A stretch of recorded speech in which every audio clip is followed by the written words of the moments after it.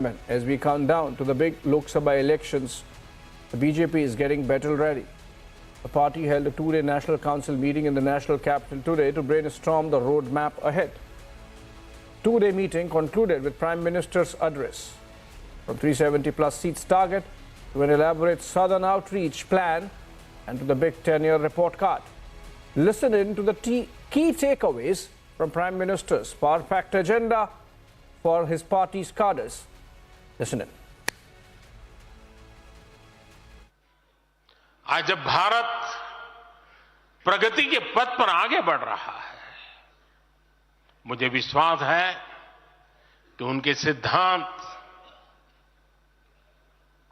और उनका आशीर्वाद ऐसे ही भारत भूमि को प्रेरणा देता रहेंगे। साथियों, पिछले 10 वर्षों में भारत ने जो गति हासिल की है, बड़े लक्ष्यों को प्राप्त करने का जो हौसला पाया है, यह अभूतपूर्व है साथियों। और इसलिए नहीं कि मैं कह रहा हूं, दुनिया गाजे बाजे के साथ बोल रही है। भारत ने आज हर क्षेत्र में जो ऊंचाई हासिल की है, उसने हर देशवासी को एक बड़े संकल्प के साथ जोड़ दिया है। और ये संकल्प है विकसित भारत का। अब देश न छोटे सपने देख सकता है और देश न अब छोटे संकल्प ले सकता है। सपने भी विराट होंगे, संकल्प भी विराट होंगे। और ये हमारा सपना भी है, हम सबका संकल्प भी है कि हमें भारत को विकसित बनाना है।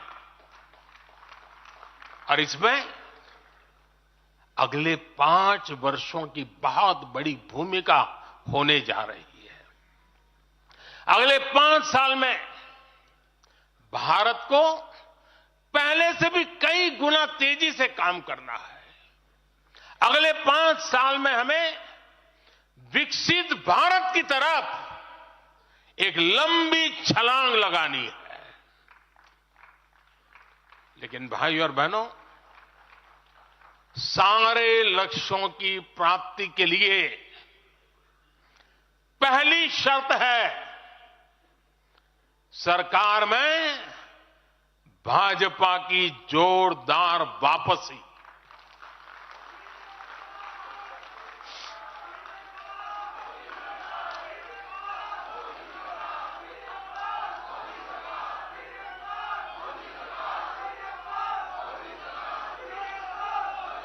आज विपक्ष के नेता भी एनडीए सरकार 400 पार के नारे लगा रहे हैं।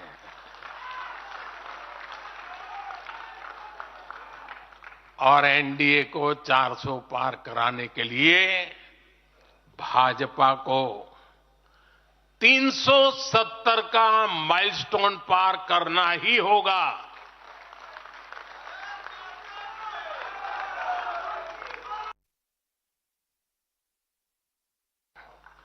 पहले की सरकारों ने महिलाओं के हितों की, उनके जीवन में आ रही परेशानियों की भी कभी चिंता नहीं की।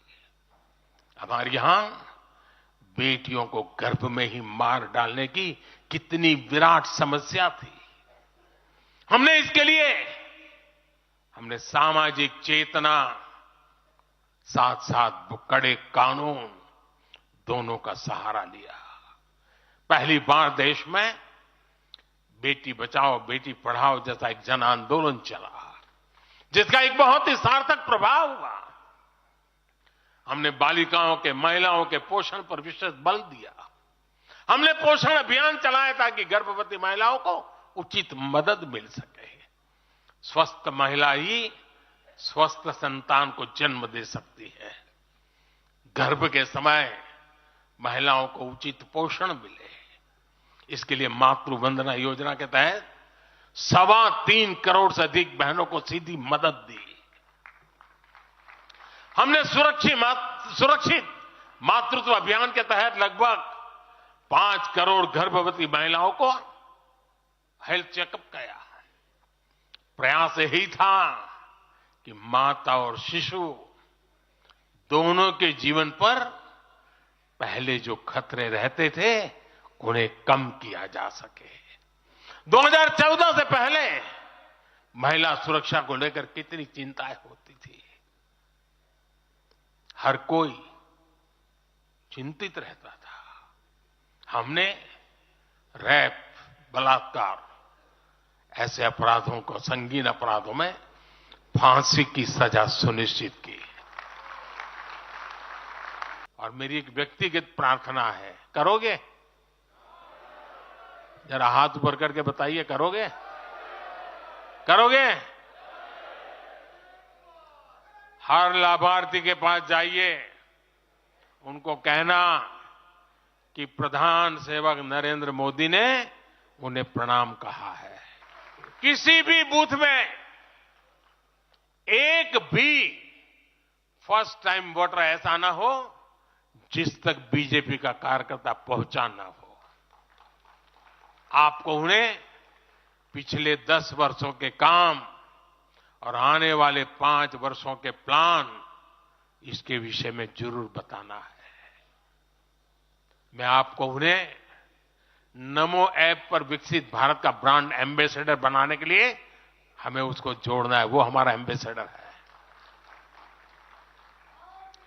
मतदान के दिन इन सभी मतदाताओं को बूथ पर लाकर हमें कमल निशान पर मतदान करवाना है और जहां एनडीए के साथी हो उनके निशान पर मतदान करवाना है। मैं पिछले महीने के अपने अनुभवों को भी कभी भूल नहीं सकता। इस दौरान मुझे भगवान श्री राम से जुड़े कई स्थानों में भ्रमण करने का अवसर मिला। मेरा 11 दिन का अनुष्ठान चल रहा था। उस अनुष्ठान के दरमियान मैं नासिक, लेपाक्षी, त्रिप्रयार, श्रीरंगम, रामेश्वरम, धनुषकोडी, मैं इन जगहों पर एक सामान्य साधक के तौर पर गया था। इस दौरान मुझे दक्षिण भारत के विभिन्न क्षेत्रों में लोगों से जो स्नेह मिला, आशीर्वाद मिले, मैं उसका शब्दों में बयान नहीं कर सकता और पॉलिटिकल पंडितों के पैरामीटर में कभी आ भी नहीं सकता है जी। जब मैं सड़कों से गुजर रहा था, लोग अपने वचन से, अपने भावों से मुझ पर अपना आशीर्वाद बरसा रहे थे। इस दौरान मुझे कंब रामायण का पाठ सुनने का अवसर मिला। ये ठीक उसी जगह पर हुआ जहां महान कवि कंबन ने 800 वर्ष पहले अपने रामायण की रचना की थी। आप कल्पना कर सकते हैं उसी स्थान पर बैठ करके जब मैं कंब रामायण सुन रहा था, उस भाव विश्व को मैं ही अनुभव कर सकता हूं। एक ऐसा अद्भुत क्षण था जिसमें एक भारत श्रेष्ठ भारत की भावना पूरी तरह समाहित थी। मुझे विश्वास है कि आप सभी ने भी कम अधिक मात्रा में इसे महसूस किया होगा। हम हमेशा विभिन्न तरीके से देशवासियों को करीब लाने का निरंतर प्रयास करते हैं। एकता के सूत्र में बांधने के लिए हमारी कोशिश रहती है। चाहे संयुक्त राष्ट्र में पहली बार जाकर के कोई तमिल में बोलता है,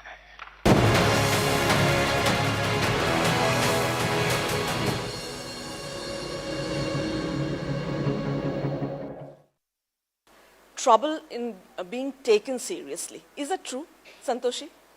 Do you face discrimination from people who report to you or from your clients, whatever?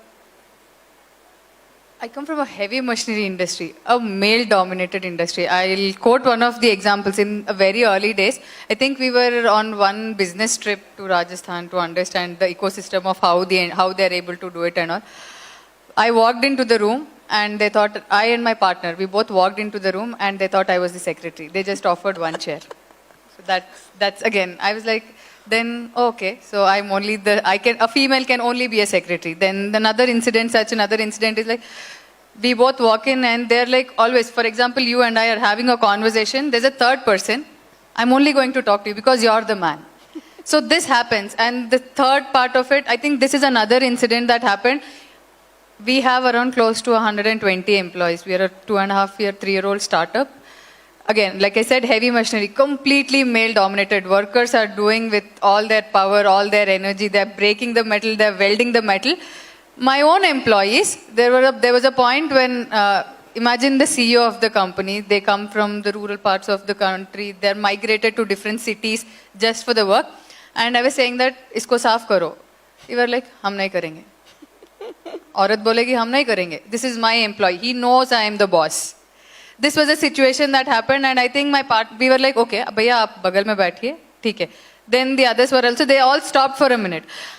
The reason they stopped is because they didn't want to take an order from a female. My clients, my supply chain vendors who I was talking to, my own employees who were men. This is the reality, and we faced it and we sorted it. I'll tell you how we sorted it out.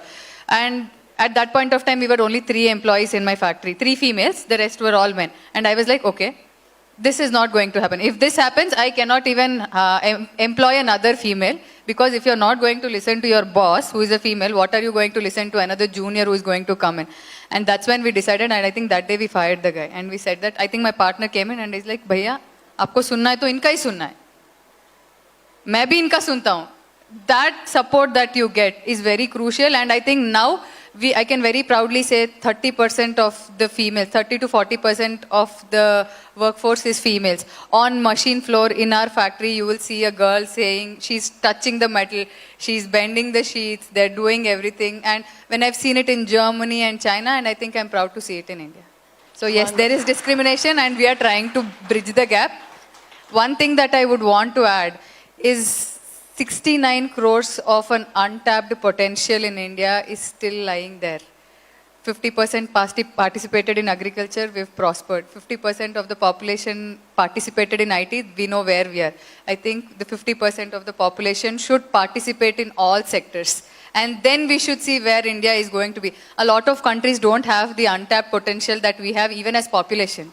And imagine where we can go as if we tap even 10 to 20% of that potential in all the sectors. Right. I think then what the government says that Atmanirbhar Bharat, the trillion economy that we want to see, that will all be possible. That's what I want to say to everybody who is here is that let's keep the external environment aside for a moment. Let's look at what within us we can fix. And there is a lot we can. You know, I teach a class on breakthrough leadership, and in that we realize that there are so many things as women which we let become self-limiting for ourselves. You know, the imposter syndrome, for example, affects women more than men. Do you know, Rhythm, that if there is, for example, a job posting, even in your own organization, if a man feels he's even 50% ready, he will apply for it. But a woman will apply for it only if she feels she's 80 or 90% ready. Amazing. So we put so much pressure on ourselves, our own self-limiting beliefs. I think if we start focusing on what is in our control, and there is a lot which is in our control, I think there is no limit to what we can achieve.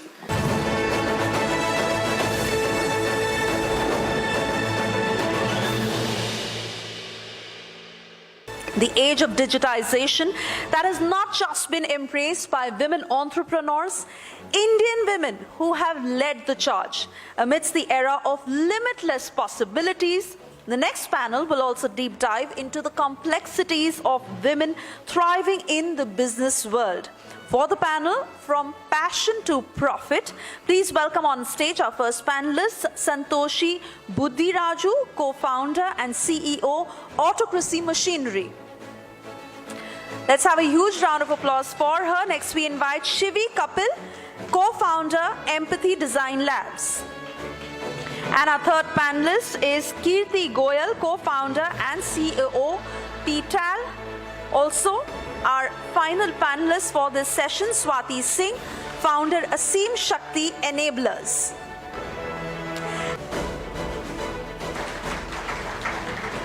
Good evening, everyone. When it comes to choosing fulfillment in your career path, often there is a split. Should you chase passion or should you chase profit? But what about reaching out through the path of passion to profit? Is that a possibility? So our panel tonight exemplifies that possibility. They're from 4 very diverse fields, but each of them have chosen their passion as the driving force of their careers. Welcome, everyone. So, Santoshi, I would like to start with you. You have not only broken the stereotype by choosing to become a first-generation entrepreneur, but you've also chosen something so very, if I would like to term it as male-dominated world of metal and metallurgy. So how did you find passion in manufacturing, that to such a heavy metal-driven field? Hello everyone. I think I should say a very good evening to all the strong ladies. I'll not say pretty ladies, to all the strong ladies that are here.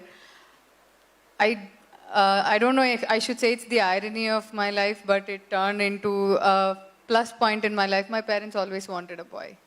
So then they told me that, okay, you can do it. They wanted a boy, so I think they said that, okay, we'll try to make her grow like a boy in the house. So there was no boys in the house. So that was the irony. But the good part is I was never told I could not do anything. So I was okay to do anything. I was told that I am capable of doing anything. And like I said, the nurture part of any kid's life is the most important part. I think those formative years. I was born and brought up in an industrial area where there was a nuclear fuel complex, where there's an Electronic Corporation of India Limited. And again, like I was told that, okay, I can do everything. So when all such things come together, that was when I thought that, okay, it's not about a metal, it could even be anything. So the idea of it was nothing about a metal. The idea that you can do anything made me drive, and because my nurture or the environment where I grew up was all about a metal industry, there were big forging, there were manufacturing units, that made me turn passionate about it. And it was like a 3-year-old, 4-year-old going along with your dad to see a very big industry, seeing that hot metal pouring in and seeing such big industries, forging, casting. I think that was how the entire passion started. Again, the nurture makes a lot of difference, and the confidence that you get that you can do anything. Shivi, in your story, you have actually put women at the center of your, passion project. So empathy is all about, women and wearables. So how did this thought come about that you should be in the space of pregnancy and stillbirths, as we know? So, I've been a design student. I studied human-centered design at National Institute of Design, and I don't know how I reached there, but my mom used to tell me, I've been this kid, who used to make stuff. So I used to open all my toys. I used to break my toys and, kind of redo those toys. I used to do that. I used to paint a lot. Like whatever I see, I used to draw a lot. But I did not know that will carve a journey for me. Like, I've been an engineer and then, of course, designer. And the design space entirely, kind of made me learn how to solve problems. And that problem-solving attitude actually led me to kind of, to find Empathy Design Labs. And I've been a fellow by Government of India. There was a fellowship called Social Innovation Immersion Program.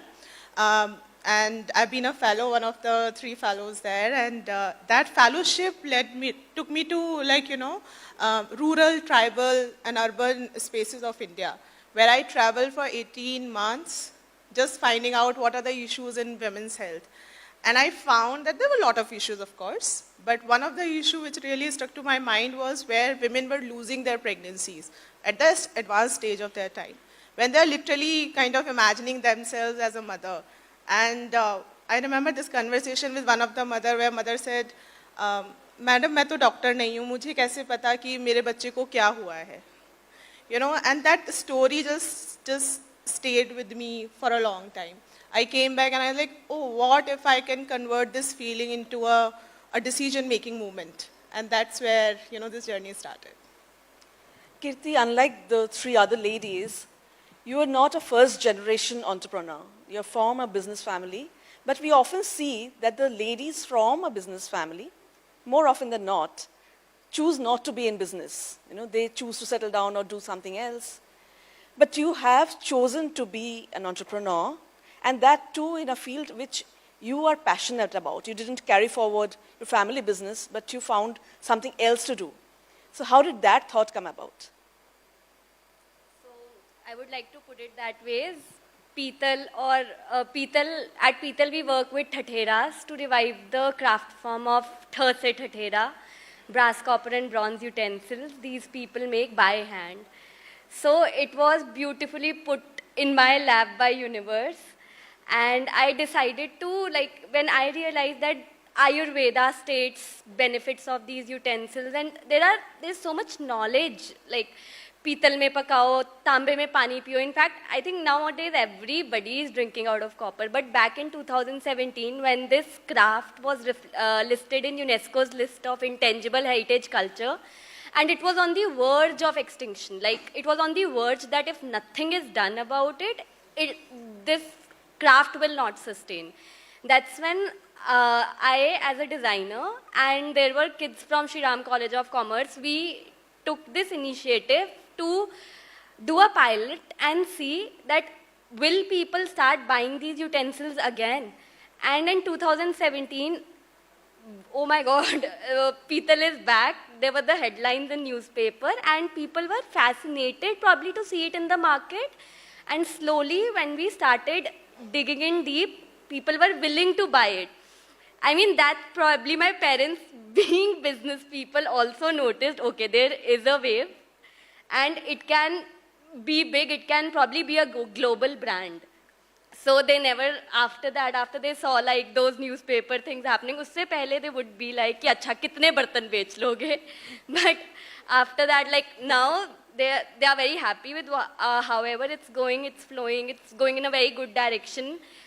But yeah, that was the thing that made my parents stop, that okay, she's going to find her own way, and made me decide this because it's like a universal run thing. It was given to me by universe.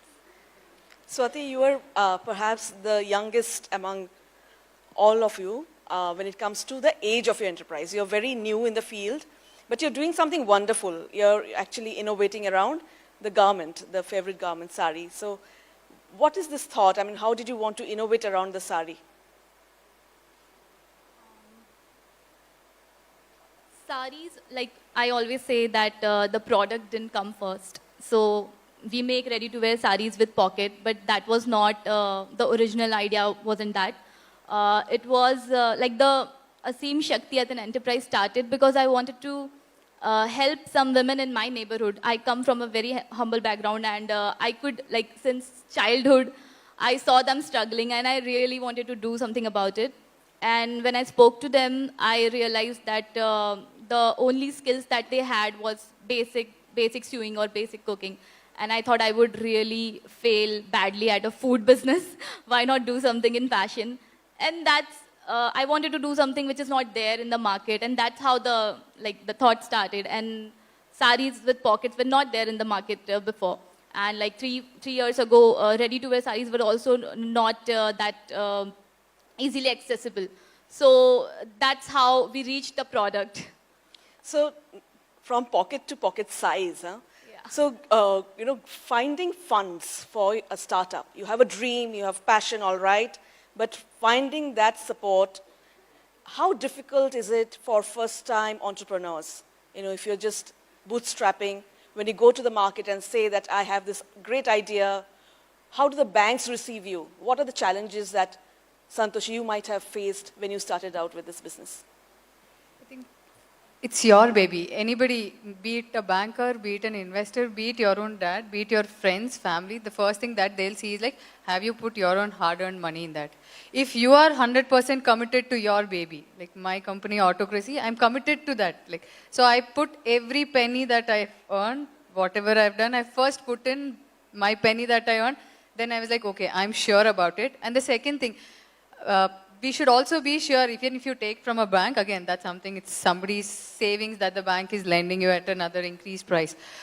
Even if you take it from your family, your parents are giving, if you want to take it from your investors, the first thing that we should do is it's your baby, you trust it to 200 or 500%, do whatever magic you can do with that, and then show the magic that, see, I had an X and I have made it 10X. And then I think, for me, it was pretty easy. I think we've recently raised our funding, we've closed our seed. After that, my pre-Series A got lined up. My Series A is getting lined up. I think anybody will help you if they know that we are committed, like 100%, 200% committed to it. And it's not only about the investor ecosystem, it is also about the banking ecosystem. I think 10 years or 15 years before, if I would have said I would have been starting up something, they would have said, like, what collateral do you have? But recently, the CGT MSc schemes that the government is pushing, that is making sure that the banks actually with no collateral. Recently, I have taken 1 month back, 5 crore CGT MSc loan as a no collateral one. It wouldn't have been possible from the background with no collateral. But now I think with all the government push and the startup ecosystem building in and the promises that they're delivering is actually bringing in confidence in the investors and the banking system to help us fund. So 2 C's, commitment and conviction. What about you, and how did you fund your passion? So as I was mentioning, right, this happened right after my fellowship. There was a very small fund which was given as a grant, 5 lakh. And that was something to kind of build a prototype, just ideate around your idea. But that wasn't enough. We were talking about a wearable, like, a device which is very, very futuristic in 2017. But I have to tell you, I think women, they are the bigger push. My mother was my first investor. And she actually put the money in my startup because I was not working at that time. She was my first investor. And she said, I'll take this money back. And she put a condition. This is on paper. And she said, I'll take it back when you are there. So of course, it was not like something that it was just showing the trust in your passion and, trust in your effort. But after that, we knew that even that amount would not be enough. I started raising funds. So I literally used to apply 10 grants a day. Okay. So this has been my process. I'm a first generation entrepreneur. I have literally taught ABCD of business to myself. Like, of course, there have been amazing, amazing mentors. I cannot name one. But I have literally sat down. I used to wake up till 3, 4. I still do that. I literally taught myself. मुझे पता था कि मैं कितनी भी अच्छी engineer हूँ, कितनी भी सुपीरियर डिज़ाइनर हूँ, but business आपको सीखना पड़ेगा. Like, you literally have to learn how to convert 1 rupee to 1,000 crores. So I literally taught this, but I also leveraged the startup ecosystem. I have to mention this, of course, the government of India, the way they have created the startup ecosystem and the time it had happened. So of course, we were very lucky that it happened at that time. So it really, really supported us. So grants, of course, my mother, as an investor, I have to mention her, my money as well. I also put my savings after that because, of course, this is what Santoshi is saying. You have to give it all. There is no one way. So Kirti, was it easier for you to raise funds being from a business family? Did they understand your mind easily more than the other ladies over here? No, you are still a passionate human who has to make sense of the business. So your business plan has to be very clear. How are you going to make it like a 1,000 crore brand? Or where is it going? In which direction it's going? That has to be first clear in your head. I mean, if my father was in a certain type of business, he wouldn't be able to understand my business. And so I leveraged out of the ecosystem. And definitely, like the CGT MSc loan, it helped me a lot. And in 2000, 19 we took our first loan, and after that they keep, like, they see your turnovers and they keep enhancing the limit. And we raised our seed fund last year. So, I mean, more money is one, I don't think money is ever the problem in a business. It just comes. When you are ready to handle money, money comes. And what about you, Swati? I took a bank loan first. I took a bank loan, but it was not easy for me initially. I think once you are in the business, once you have numbers to show, then it becomes easier. Like I recently, just yesterday, I think I got an OD. It's easier for me now, 3 years down the line, but when I was starting, it was very difficult. It took me 6 months, 6 torturous months to get that loan, first loan. Post that, of course, once things start rolling out, then I took loans from family and friends as well. And then we are bootstrapped since we haven't raised funds yet. But yeah, the startup ecosystem really helps. There are a lot of incubation opportunities, incubators that give you grants. We received some grants as well. So yeah, it's still difficult, but yeah, if you try hard, you get it. So as women CEOs and as the boss in the office, I often hear that you have trouble in being taken seriously. Is that true, Santoshi? Do you face discrimination from people who report to you or from your clients, whatever? I come from a heavy machinery industry, a male-dominated industry. I'll quote one of the examples in very early days. I think we were on one business trip to Rajasthan to understand the ecosystem of how they're able to do it and all. I walked into the room and they thought, I and my partner, we both walked into the room and they thought I was the secretary. They just offered one chair. So that's again, I was like, then okay, so I'm only a female can only be a secretary. Then another incident is like, we both walk in and they're like always, for example, you and I are having a conversation, there's a third person, I'm only going to talk to you because you're the man. So this happens. And the third part of it, I think this is another incident that happened. We have around close to 120 employees. We are a 2.5-year, 3-year-old startup. Again, like I said, heavy machinery, completely male-dominated. Workers are doing with all their power, all their energy. They're breaking the metal, they're welding the metal. My own employees, there was a point when, imagine the CEO of the company, they come from the rural parts of the country, they're migrated to different cities just for the work. And I was saying that, isko saaf karo. They were like, hum nahi karenge. औरत बोलेगी हम नहीं करेंगे. This is my employee. He knows I am the boss. This was a situation that happened, and I think we were like, okay, भैया आप बगल में बैठिए, ठीक है. Then the others were also, they all stopped for a minute. The reason they stopped is because they didn't want to take an order from a female. My clients, my supply chain vendors who I was talking to, my own employees who were men. This is the reality, and we faced it and we sorted it. I'll tell you how we sorted it out. And at that point of time, we were only 3 employees in my factory, 3 females, the rest were all men. And I was like, okay, this is not going to happen. If this happens, I cannot even employ another female, because if you're not going to listen to your boss, who is a female, what are you going to listen to another junior who is going to come in? And that's when we decided, and I think that day we fired the guy. And we said that, I think my partner came in and he's like, भैया, आपको सुनना है तो इनका ही सुनना है. मैं भी इनका सुनता हूँ. That support that you get is very crucial, and I think now, I can very proudly say 30% of the females, 30 to 40% of the workforce is females. On machine floor in our factory, you will see a girl saying, she's touching the metal, she's bending the sheets, they're doing everything. And when I've seen it in Germany and China, and I think I'm proud to see it in India. So yes, there is discrimination and we are trying to bridge the gap. One thing that I would want to add is 69 crores of an untapped potential in India is still lying there. 50% participated in agriculture, we've prospered. 50% of the population participated in IT, we know where we are. I think the 50% of the population should participate in all sectors. And then we should see where India is going to be. A lot of countries don't have the untapped potential that we have even as population. And imagine where we can go as if we tap even 10 to 20% of that potential in all the sectors. Right. I think then what the government says that Atmanirbhar Bharat, the trillion economy that we want to see, that will all be possible. That's right. Kirti, you work with artisans, right? How do they accept your, you as someone supervising them or asking them to do something? When I started working with them, I was very young also. I was like 21.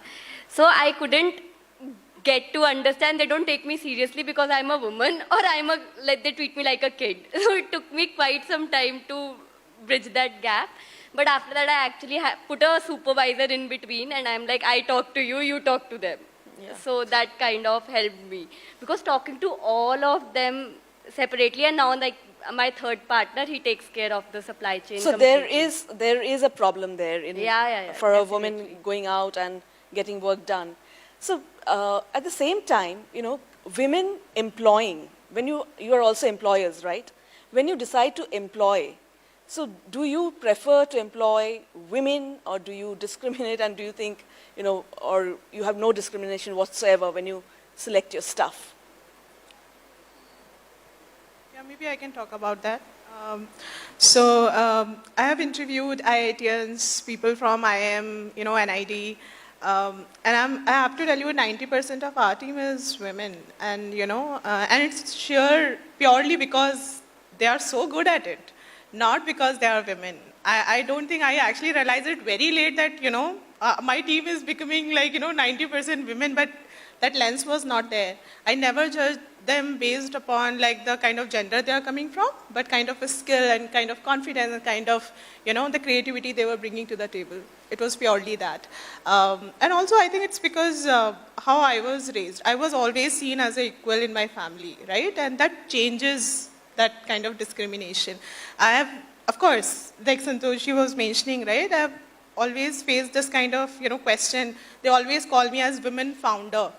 And I've stopped those people and I've told them, call me as founder. Like, you start seeing me as equal, and then we'll have a conversation. That's quite right. The field was quite uneven until like 5, 6, 7 years ago, when the entire entrepreneurial landscape was spoken about as, entrepreneurs were addressed as entrepreneurs and women entrepreneurs. So now we call them womenpreneurs. So do you think that the playing field is getting leveled right now between the two genders? See, there are two things. Definitely there is a pride movement, of course. At least that recognition, that acknowledgement is there. So I would not like to, avoid or deny or hide that fact. But at the same time, I feel that narrative is also changing, right? We ourselves, like 4 of us, we were having these conversations, and Toshi inspired me so much today. The moment, like she was talking about all this hardcore metal stuff, it's such a beautiful smile. I was like, okay, this is cool. It looks so deceptive, and Santoshi is because I've never heard. I used to walk to conferences and rooms with all men. I used to be the only one. Right. I've said, I was in Berlin, and I was attending this conference. I was representing India, and I was the only woman representing India, that too in a tech field, in the medical field. But yeah, see, here we are. We have women of change makers here. So it is changing. Santoshi, you were telling me before we started this conversation that you have no discrimination whatsoever, but you have a few pointers when you select your staff. What are those? Yes, I think ABCD. When we hire our employees, the only rule my HR or whoever is interviewing, the only thing we say is just check for these ABCDs. Do they have the attitude to learn? Do they have the behavior where they are like going to be collaborative with their employees and the bosses? And do they have consistency?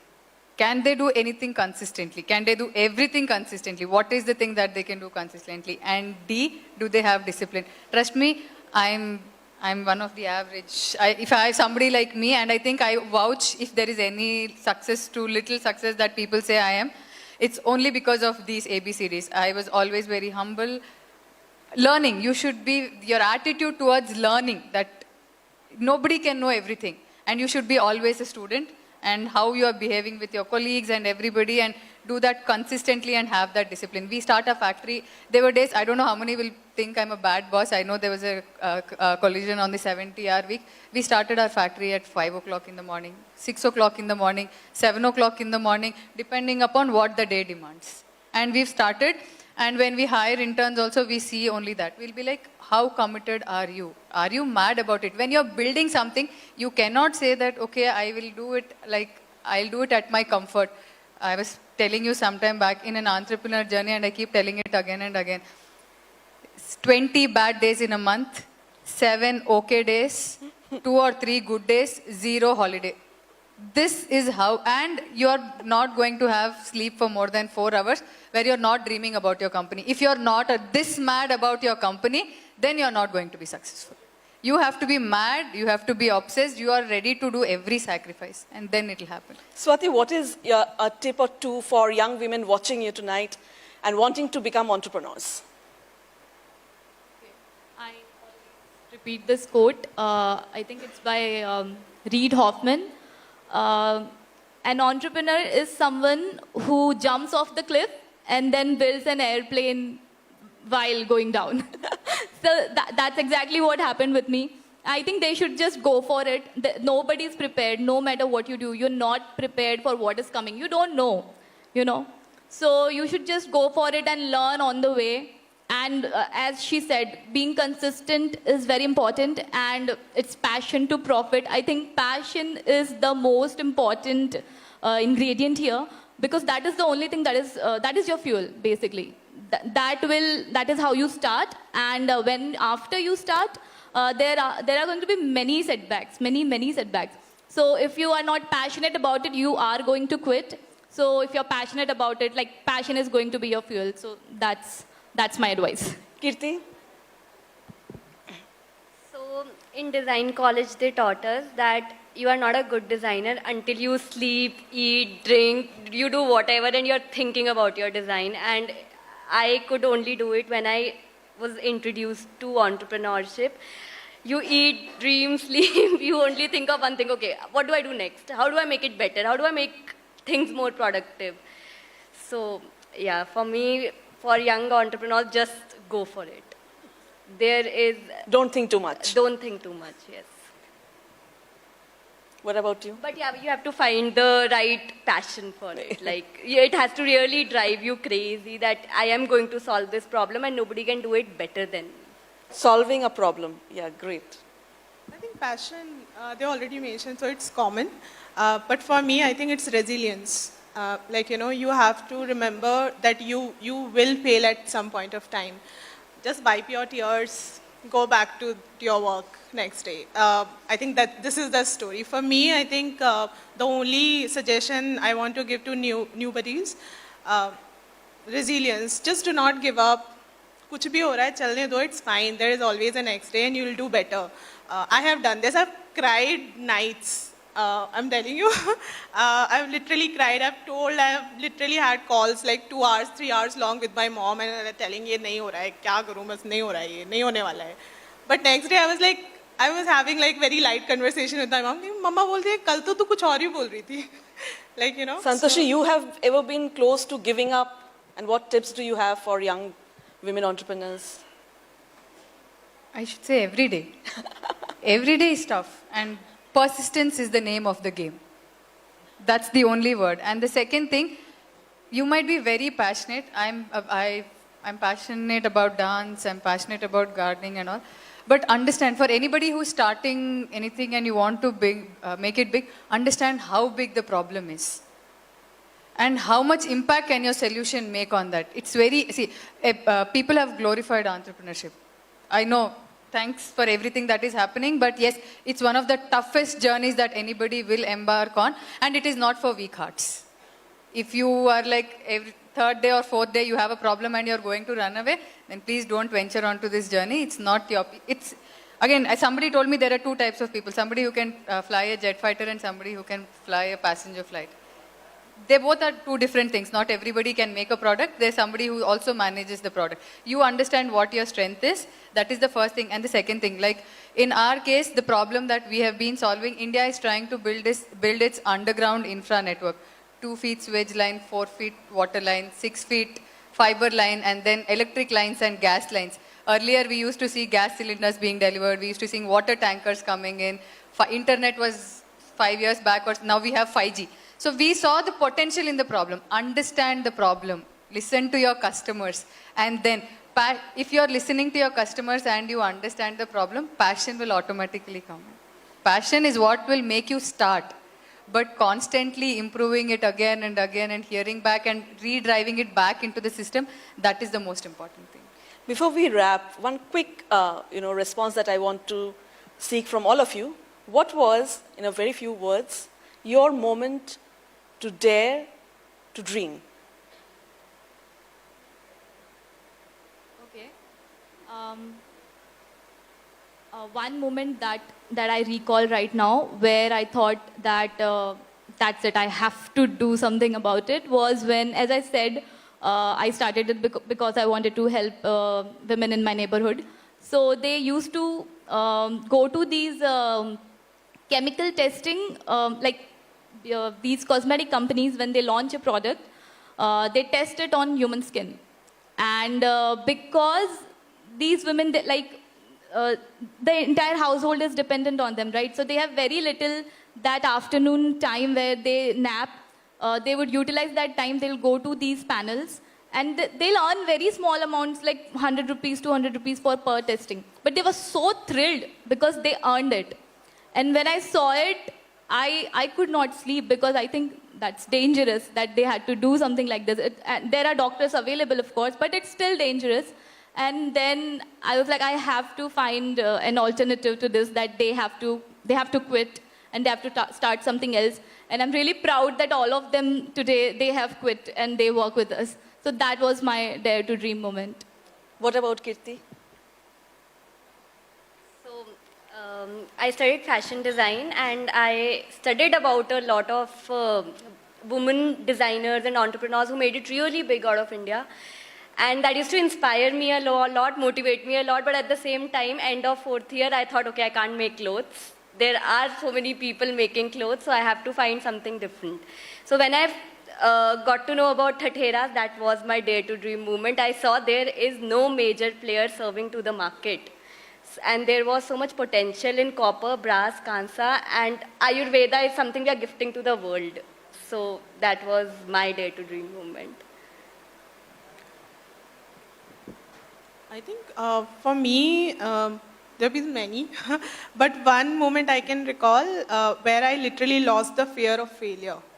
I think when that happened, I knew that I'm gonna do it. I think that was the moment. I think the moment you just finished that layer from your mind, you are there. So I think for me, that was the moment. And of course, when I saw women, nurses, ASHA workers doing a lot of stuff in the public areas, rural health areas, I saw they can do it. Like, I have a skill to do it. I was like, yeah, why not? Yeah. Santoshi? I think in my life, I think I'll get a little personal on this. I was postponing my marriage, and because I wanted to pursue my career. Wow. Somebody told me, ek ladki ko itni ambitious nahi hona chahiye. I'll remember that line. I'm pretty sure the person who said this line wouldn't remember, even if I make them remember, but that stayed with me. For last few years, it stayed with me. It stayed with me, and I'm so glad the person told me that. I was like, okay, now it's okay. Like I told you, right? Since a kid, I was never told I cannot do something. So that nurture, and maybe that particular, I took it as a challenge, and that was the moment I was like, okay, I can do. And I think it's okay for all the girls out there. One thing that you're asking, saying what is one piece of advice that you would give to the girls out there, is like, it's okay, you will figure it out. No, believe in yourself. All of this will be very easy for me to say, but these are all not words. And a lot of times, you might be questioning yourself. There will be moments where every day you will be like, when on those bad 20 days, you will be questioning yourself like, did I take the right decision? Am I doing the correct thing? I would have had a better life. I would have been happily doing something else. I would have had a stable life. Trust me, it's all worth the adrenaline rush that you're going to have. On those 2 days, the remaining 27 bad days or okay days, those 2 days will make up for all of those. Spectacular stories and very inspiring stories from each one of you. So the message is clear. You have a choice, and you have the choice to choose your passion. On that note, ladies and gentlemen, we are closing this conversation. Thanks for listening to this.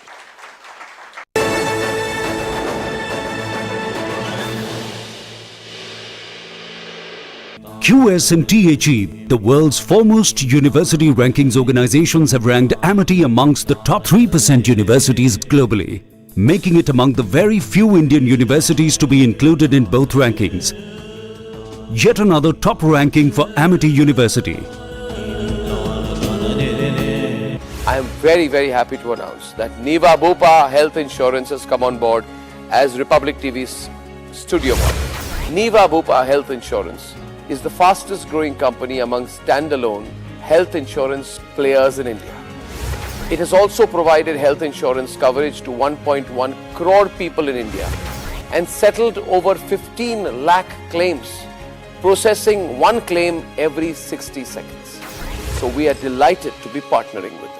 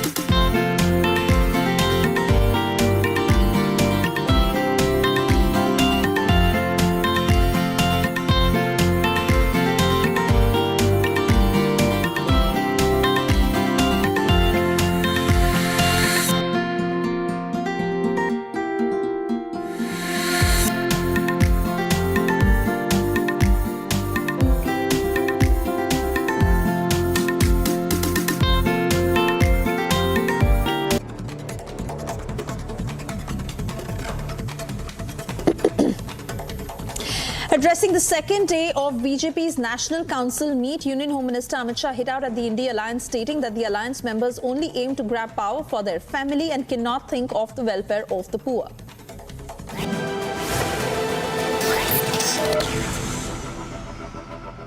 You know, finding funds for a startup. You have a dream, you have passion, all right, but finding that support, how difficult is it for first-time entrepreneurs?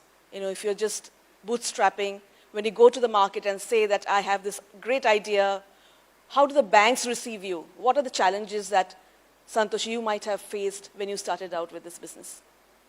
I think it's your baby. Anybody, be it a banker, be it an investor, be it your own dad, be it your friends, family, the first thing that they'll see is like, have you put your own hard-earned money in that? If you are 100% committed to your baby, like my company Autocracy, I'm committed to that. Like, so I put every penny that I've earned, whatever I've done, I first put in my penny that I earned.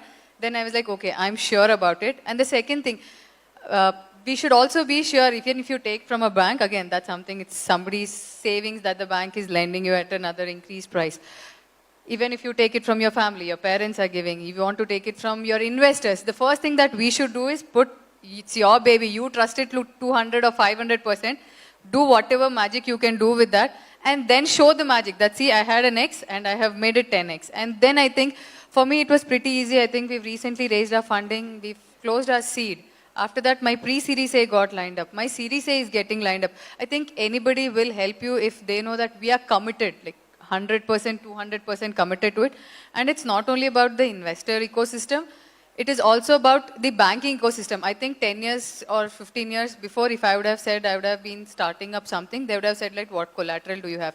But recently, the CGTMSE schemes that the government is pushing, that is making sure that the banks actually with no collateral. Recently, I have taken 1 month back, 5 crore CGTMSE loan as a no collateral one. It wouldn't have been possible from the background with no collateral.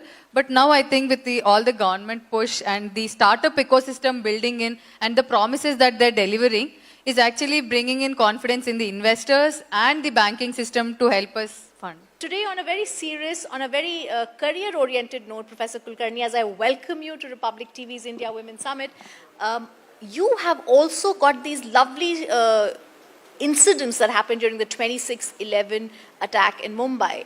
I would like you to share that with us, and also how grit and grace, like she was mentioning, has actually shaped you, and also how the incident that we will be talking about shaped you as a woman leader. Yeah, Rhythm, you are starting with the incident of 26/11, and as we all know, it was a very unfortunate day in the life of India when Mumbai was attacked by terrorists, 5 very prestigious locations. So I was with my husband Ajay in the Taj Mahal Hotel, and we went to meet a German friend. She is a member of European Parliament, German lady.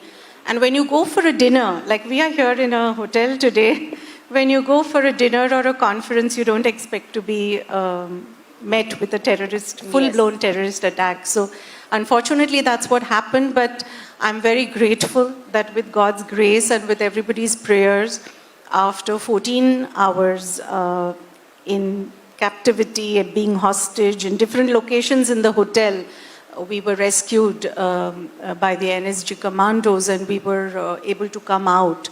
And in a moment like this, what else but grit, or what else but faith in the fact that you might just live? What else but that can, help you? Because you are not trained to deal with that opponent, right? I mean, in life, we talk about skilling. I'm in education, we are talking about learning and skilling and upskilling and relearning. All of that is true when it's a context of familiarity for you, or it's a context you want to be a part of. Yes. Here you don't, this is not familiar ground at all. And I think that moment taught me that power of faith. It taught me the power of belief. I remember, Rhythm, we were at one time hiding under a table because there was...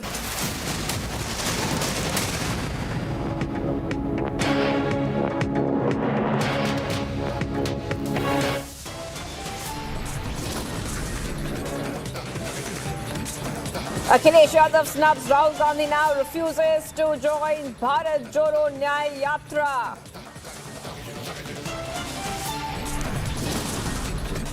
Shah Jahan's aide sent to 8-day custody. Top sources say Shibu Hazra admitted to gang rape and threats. Mamta repeats BJP theory, calls Sandesh Khali horror a bit to create tension ahead of elections.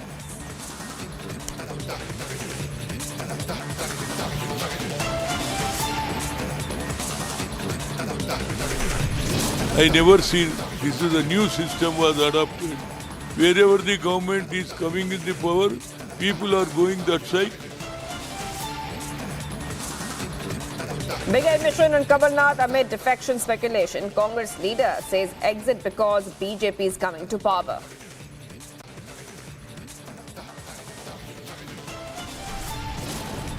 तो 400 पार कराने के लिए भाजपा को 370 का milestone पार करना ही होगा।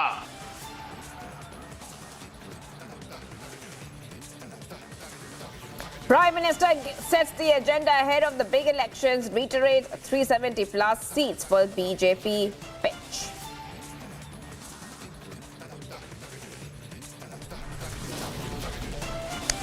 As agitation intensifies, protesters and government to hold round 4 of talks get underway.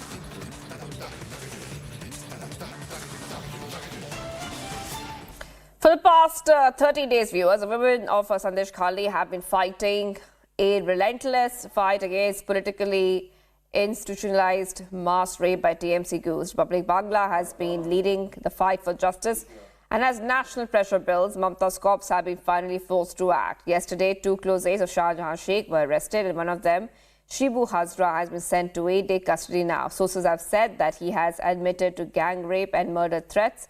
But Mamta, on the other hand, has now once again repeated her BJP theory. The kingpin is still at large. There has been no action against him yet, but Mamta is now claiming that BJP is trying to create tension ahead of elections. So not only that, Mamta has also tried to target Republic Bangla as well. Let's listen into the reactions.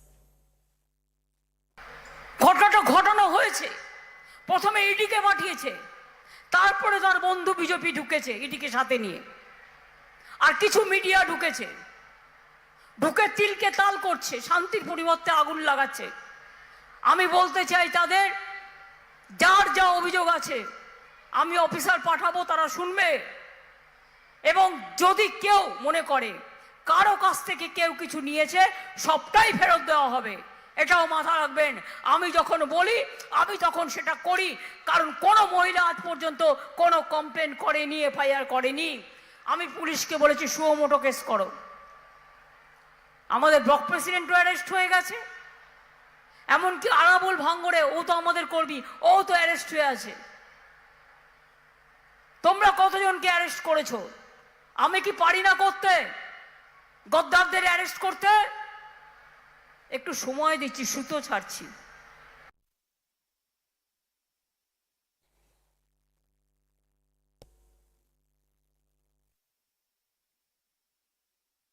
देखिए बहुत शर्मनाक घटना घटी है क्योंकि जिस तरीके से महिला आके बार बार बोल रही थी कि मेरे से हमारे साथ रेप किया गया हमें ऐसे रोका गया ऐसे बार बार बुलाया जाता था टीएमसी पार्टी ऑफिस में कि आपको अगर लक्ष्मी भंडार लेना है अगर कुछ सरकारी रियायतें लेना है तो आपको कॉम्प्रोमाइज़ करना पड़ेगा शेख शाहजहां शिबू हाजरा उत्तम सरदार इनके साथ और बार बार शेख शाहजहां का नाम आ रहा है ज़मीन लूट ली गई ज़मीन पे भेरी बना दिया गया मतलब सलाइन वाटर घुसा दिया गया और ज़मीन एकड़ आफ्टर एकड़ जो आदिवासियों का ज़मीन है वो हड़प लिया गया तो हमारी डिमांड है सबको अरेस्ट करना पड़ेगा और जिनका ज़मीन है उनको लौटाना पड़ेगा।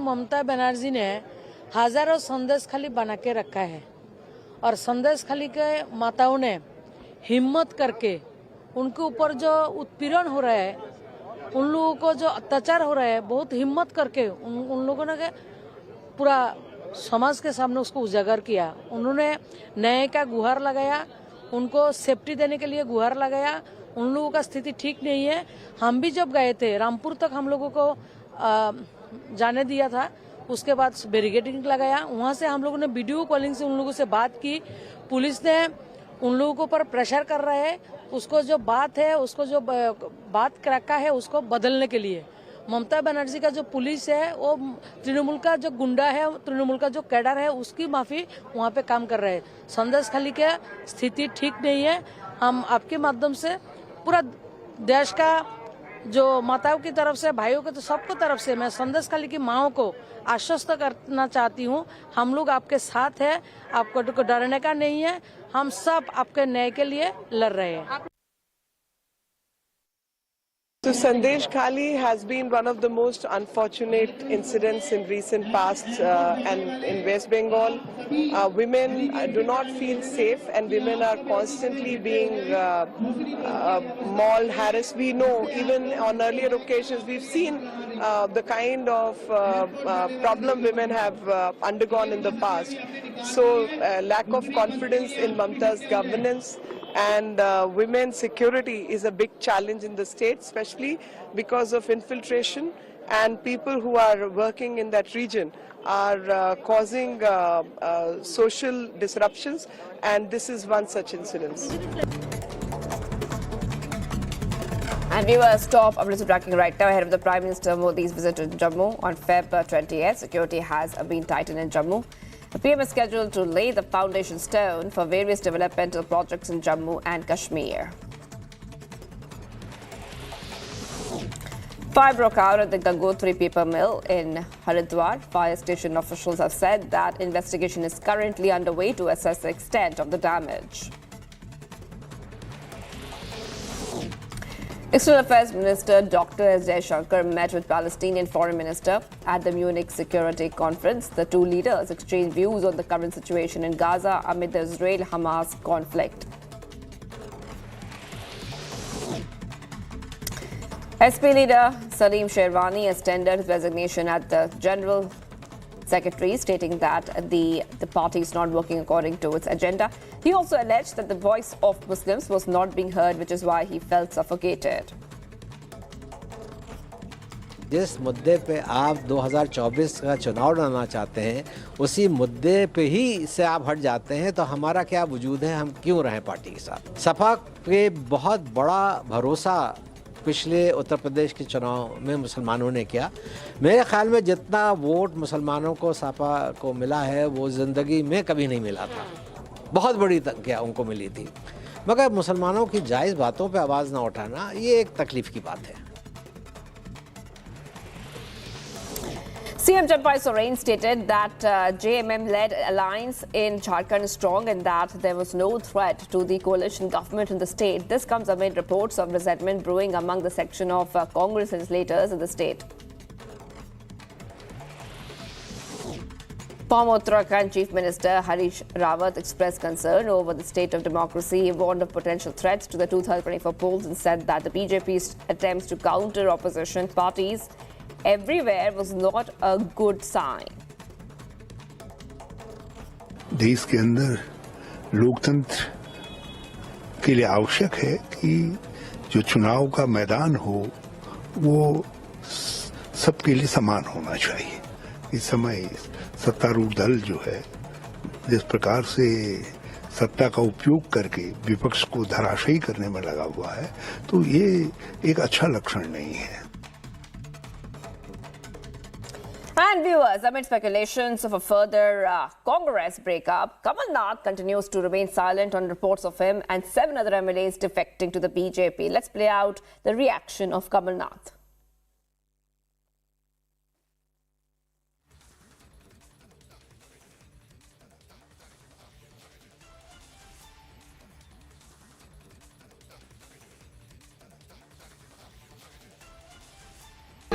मैंने कल कहा था कि अगर ऐसी कोई बात हुई सबसे पहले मैं आपको सूचित करूंगा। अभी तो मैं 13वीं में जा रहा हूं, आप लोगों को भी चलना, चलिए मेरे साथ। सर, भाजपा में शामिल होने की नकुलनाथ जी की बात हो रही है। मेरी तो कहीं बात नहीं हुई सर। मैंने कल कहा था कि अगर ऐसी कोई बात हुई सबसे पहले मैं आपको सूचित करूंगा। अभी तो मैं 13वीं में जा रहा हूं, आप लोगों को भी चलना, चलिए मेरे साथ। सर, भाजपा में शामिल होने की नकुलनाथ जी की बात हो रही है। मेरी तो कहीं बात नहीं हुई सर।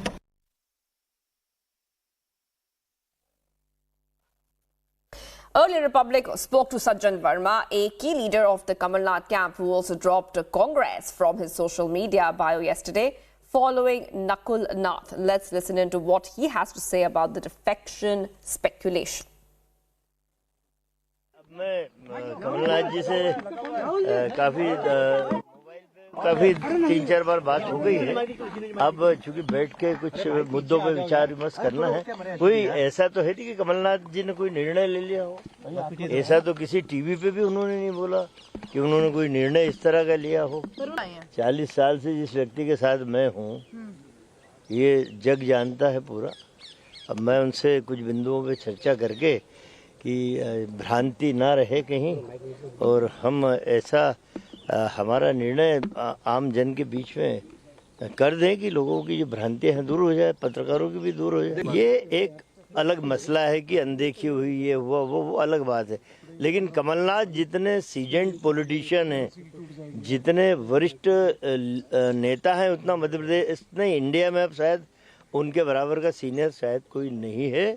और निश्चित रूप से वो गांधी नेहरू परिवार के साथ वर्षों से पारिवारिक संबंध रहा है, राजनीतिक संबंध तो बहुत दूर की बात है।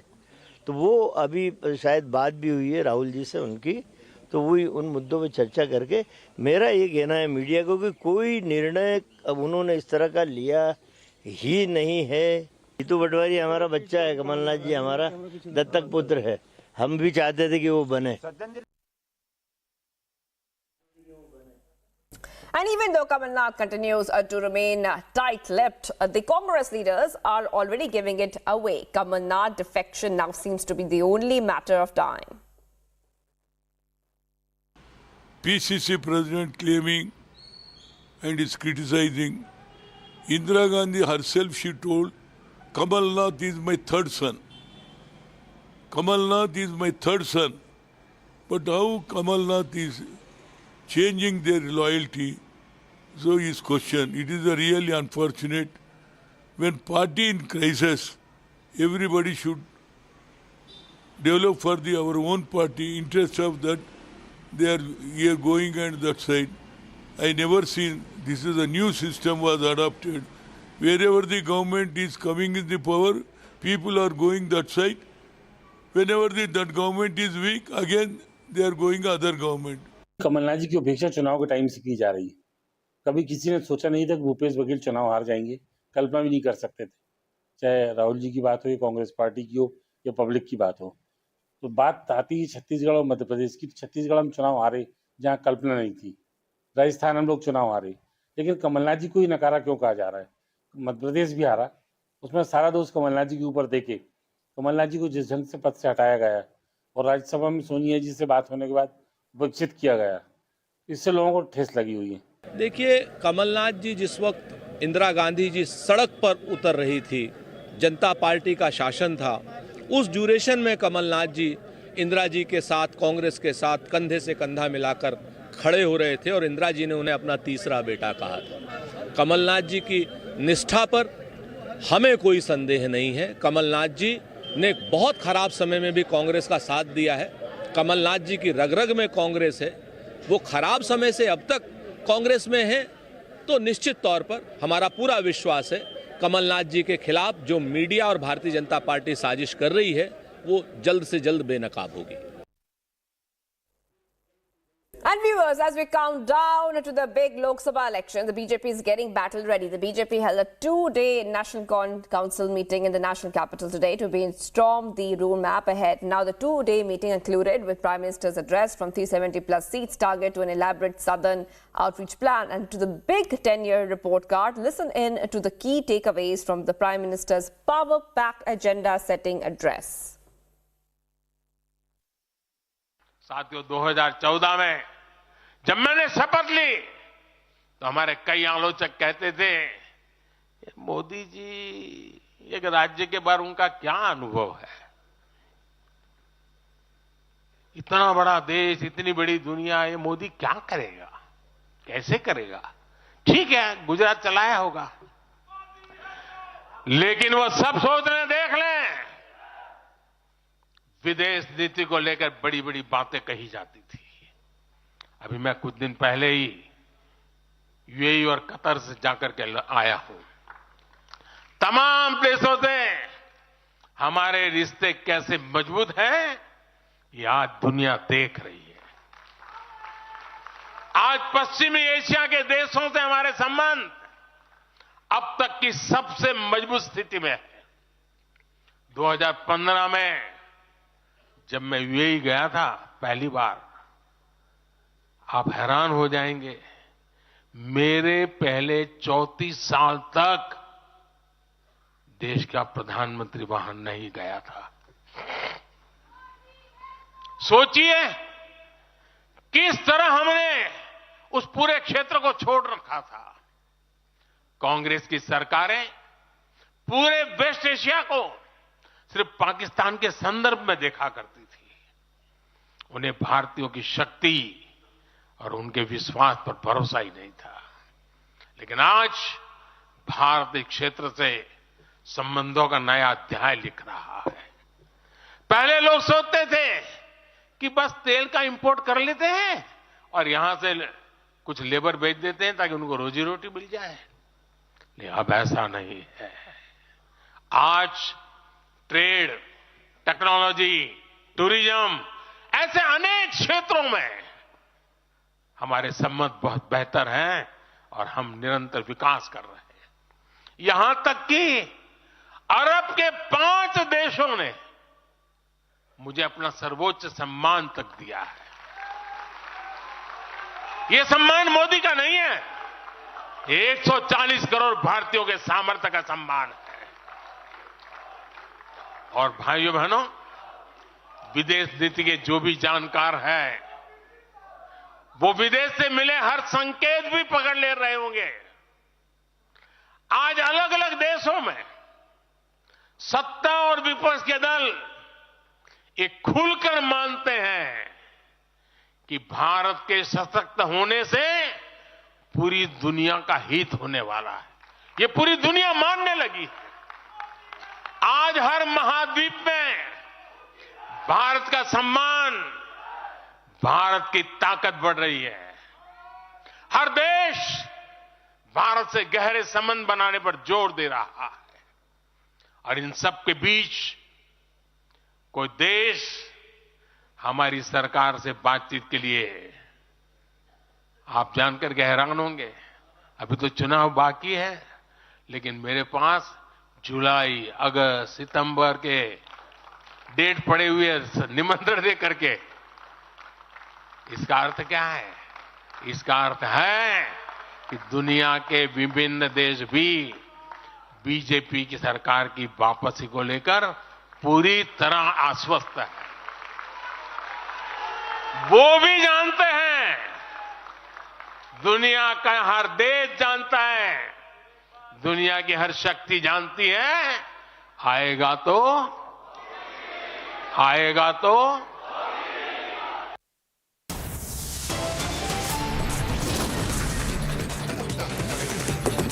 Well, coming up here was Akhilesh Yadav snubs Rahul Gandhi now refuses to join Bharat Jodo Nyaya Yatra. Plus, as agitation intensifies, protesters and government to hold round 4 of talks.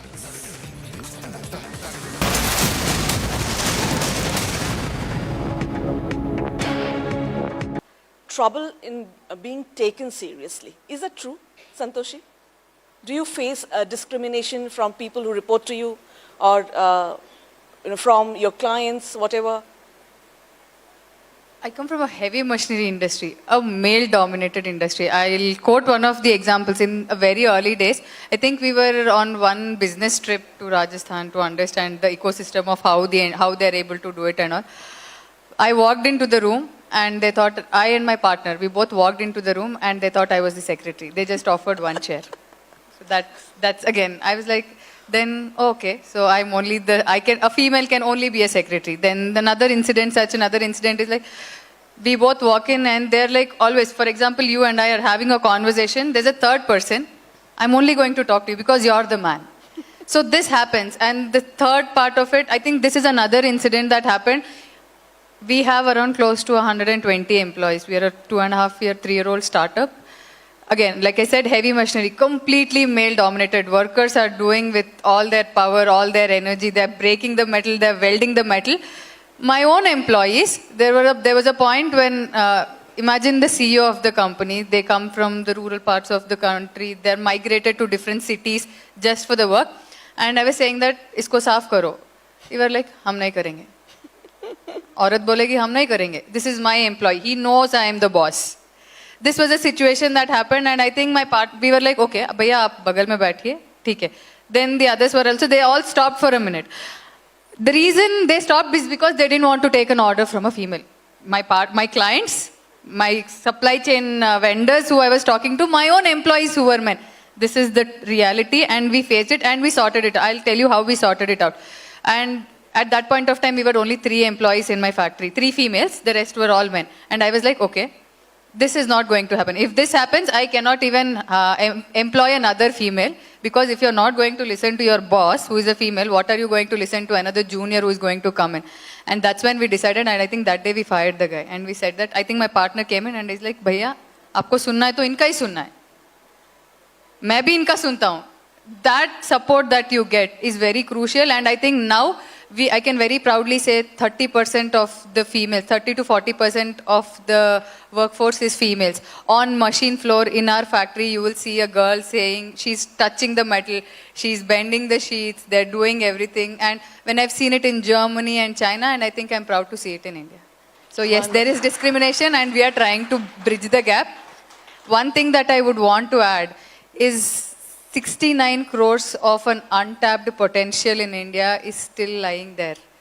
50% participated in agriculture, we've prospered. 50% of the population participated in IT, we know where we are.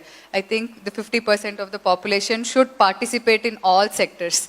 And then we should see where India is going to be. A lot of countries don't have the untapped potential that we have even as population. And imagine where we can go as if we tap even 10 to 20% of that potential in all the sectors. Right. I think then what the government says, that Atmanirbhar Bharat, the trillion economy that we want to see, that will all be possible. What I want to say to everybody who is here is that let's keep the external environment aside for a moment. Let's look at what within us we can fix. And there is a lot we can. You know, I teach a class on breakthrough leadership, and in that we realize that there are so many things as women which we let become self-limiting for ourselves. You know, the imposter syndrome, for example, affects women more than men. Do you know, Rhythm, that if there is, for example, a job posting, even in your own organization, if a man feels he's even 50% ready, he will apply for it. But a woman will apply for it only if she feels she's 80 or 90% ready. Amazing. So we put so much pressure on ourselves, our own self-limiting beliefs. I think if we start focusing on what is in our control, and there is a lot which is in our control, I think there is no limit to what we can achieve. So we have come a long way in equality and in women representation, but I think there is a long way to go as well. This is Republic, Niva Bupa Studios, your one-stop destination for all the breaking news updates, and I am Shivangi Shukla.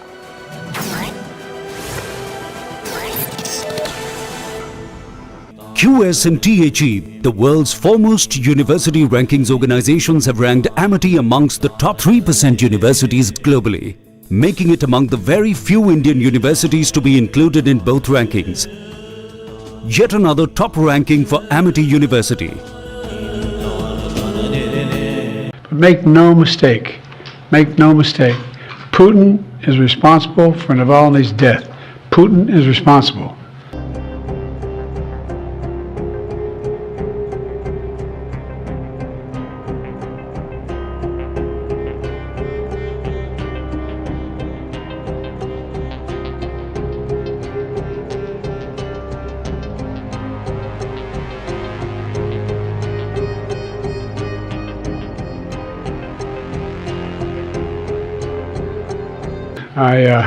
I'm heading off to East Palestine in a moment, but I wanted to say a few things this morning about Alexei Navalny. You know, like millions of people around the world, I'm literally both not surprised and outraged by the news. Reported death of Alexei Navalny. He bravely stood up to the corruption, the violence, and all the bad things that the Putin government was doing. In response, Putin had him poisoned, he had him arrested, He had him prosecuted for fabricated crimes. He sentenced him to prison. He was held in isolation. Even all that didn't stop him from calling out Putin's lies. Even in prison, he was a powerful voice for the truth, which is kind of amazing when you think about it. And he could have lived safely in exile after the assassination attempt on him in 2020, which nearly killed him, I might add. But he was traveling outside the country at the time. Instead, he returned to Russia. He returned to Russia, knowing he'd likely be imprisoned or even killed if he continued his work. But he did it anyway, because he believed so deeply in his country, in Russia. Reports of his death, if they're true, and I have no reason to believe they're not, Russian authorities are going to tell their own story. But make no mistake, Putin is responsible for Navalny's death. Putin is responsible. What has happened to Navalny is yet more proof of Putin's brutality. No one should be fooled, not in Russia, not at home, not anywhere in the world. Putin does not only target his citizens of other countries, as we've seen in what's going on in Ukraine right now, he also inflicts terrible crimes on his own people. And as people across Russia and around the world are mourning Navalny today because he was so many things that Putin was not. He was brave, he was principled, he was dedicated to building a Russia where the rule of law existed and where it applied to everybody. Navalny believed in that Russia. He knew it was a cause worth fighting for, and obviously even dying for. This tragedy reminds us of the stakes of this moment. We have to provide the funding so Ukraine can keep defending itself against Putin's vicious onslaughts and war crimes.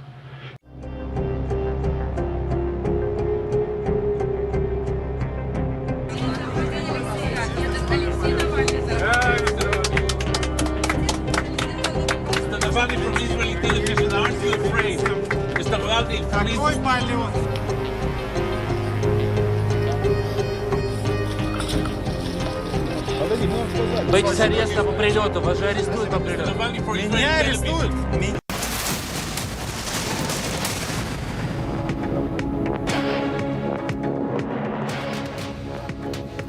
Viewers, we're getting your top updates on Republic TV, India's #1 news channel. I'm Shivangi Shukla, getting you the latest coming in. Let's have a quick look at the headlines we are tracking at this moment.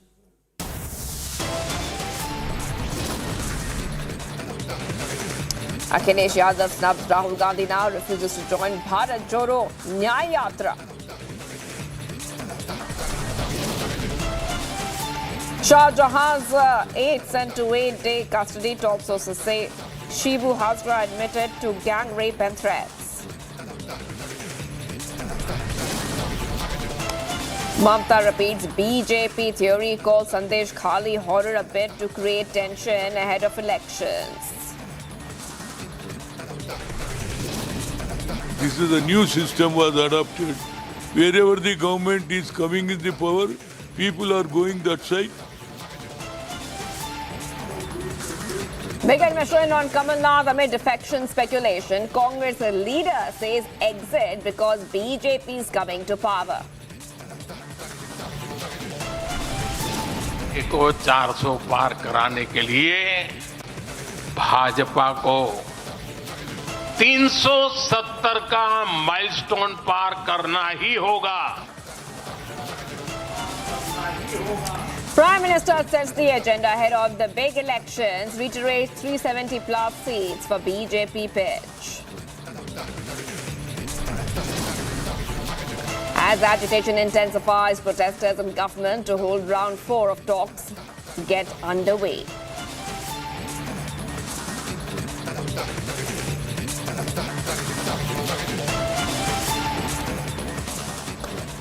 For the last 13 days, viewers, the women of Sandesh Khali have been fighting a relentless fight against the politically institutionalized mass rape by TMC goons. Now, Republic Bangla has been leading the fight for justice, and as national pressure builds, Mamta's cops have finally been forced to act. 2 close aides of Shah Jahan Sheikh were arrested, and one of them, Shibu Hazra, has been sent to 8-day custody now. Here's a full story on what has been happening. Day 13 of Women's Uprising in Sandesh Khali. Protest after protest, the anger over alleged mass rape in Sandesh Khali is uncontainable now. Arrested TMC leader Shibu Prasad Hazra, a close aide of absconding mafia don Shah Jahan, was produced before court today. He was arrested on February 17th for sexual harassment allegations against him. Meanwhile, the BJP continues to hit out at Chief Minister Mamata-led TMC government. देखिए बहुत शर्मनाक घटना घटी है क्योंकि जिस तरीके से महिला आके बार बार बोल रही थी कि हमारे साथ रेप किया गया, हमें ऐसे रोका गया, ऐसे बार बार बुलाया जाता था टीएमसी पार्टी ऑफिस में कि आपको अगर लक्ष्मी भंडार लेना है, अगर कुछ सरकारी रियायतें लेना है तो आपको कॉम्प्रोमाइज़ करना पड़ेगा। हम भी जब गए थे रामपुर तक हम लोगों को जाने दिया था, उसके बाद बैरिकेडिंग लगाया। वहाँ से हम लोगों ने वीडियो कॉलिंग से उन लोगों से बात की। पुलिस ने उन लोगों के ऊपर प्रेशर कर रहे हैं, उसको जो बात है, उसको जो बात रखा है उसको बदलने के लिए। ममता बनर्जी का जो पुलिस है वो तृणमूल का जो गुंडा है, तृणमूल का जो कैडर है, उसकी माफी वहाँ पे काम कर रहे हैं। On the back foot, Mamata shifts the blame on the BJP. The All India Bar Association has condemned the horrific incidents that unfolded in Sandesh Khali. In the letter to Chief Minister Mamata, they demanded strict and immediate action against the culprits. The Supreme Court is set to hear the matter on the 19th of February. Bureau Report, Republic TV. And ahead of polls, more dissonance has struck the Congress party. Veteran Congress leader Kamal Nath is tight-lipped over his next move after major speculation over his switch over to the BJP. Now the Congress is in damage control mode and is trying to put up a brave front. Here's a comprehensive report.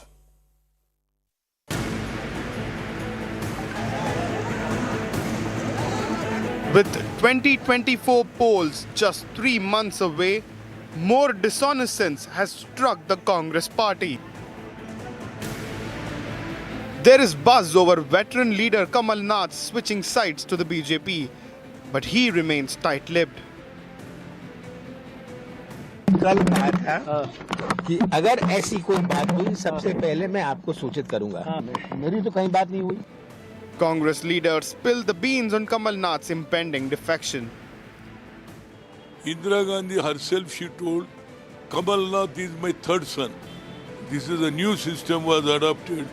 Wherever the government is coming in the power, people are going that side. Whenever that government is weak, again they are going other government. He enjoyed central minister, he enjoyed chief minister, but why he is going, I can't understand. His close aide admitted that discontent within Congress led Kamal Nath to decide against the grand old party. Kamal Nath जी को हमेशा उपेक्षित किया जा रहा है और सारा दोष उनके ऊपर मढ़ा जा रहा है। इस तरह उपेक्षित अगर किया जाता है तो भाजपा में जाके ही काम कराना उचित होगा। अगर ये दल विदल वाला मामला नहीं आया या टिकट मिलने की गारंटी होती तो मैक्सिमम लोग जा सकते, मैं भी जाऊंगा। Former Congress minister and Kamal Nath's close aide also hinted at Nath's exit. निर्णय कमलनाथ जी का यही है कि कल भी वो कांग्रेस में थे, आज भी कांग्रेस में और कल भी कांग्रेस में रहेंगे। परसों का मैं नहीं कहता।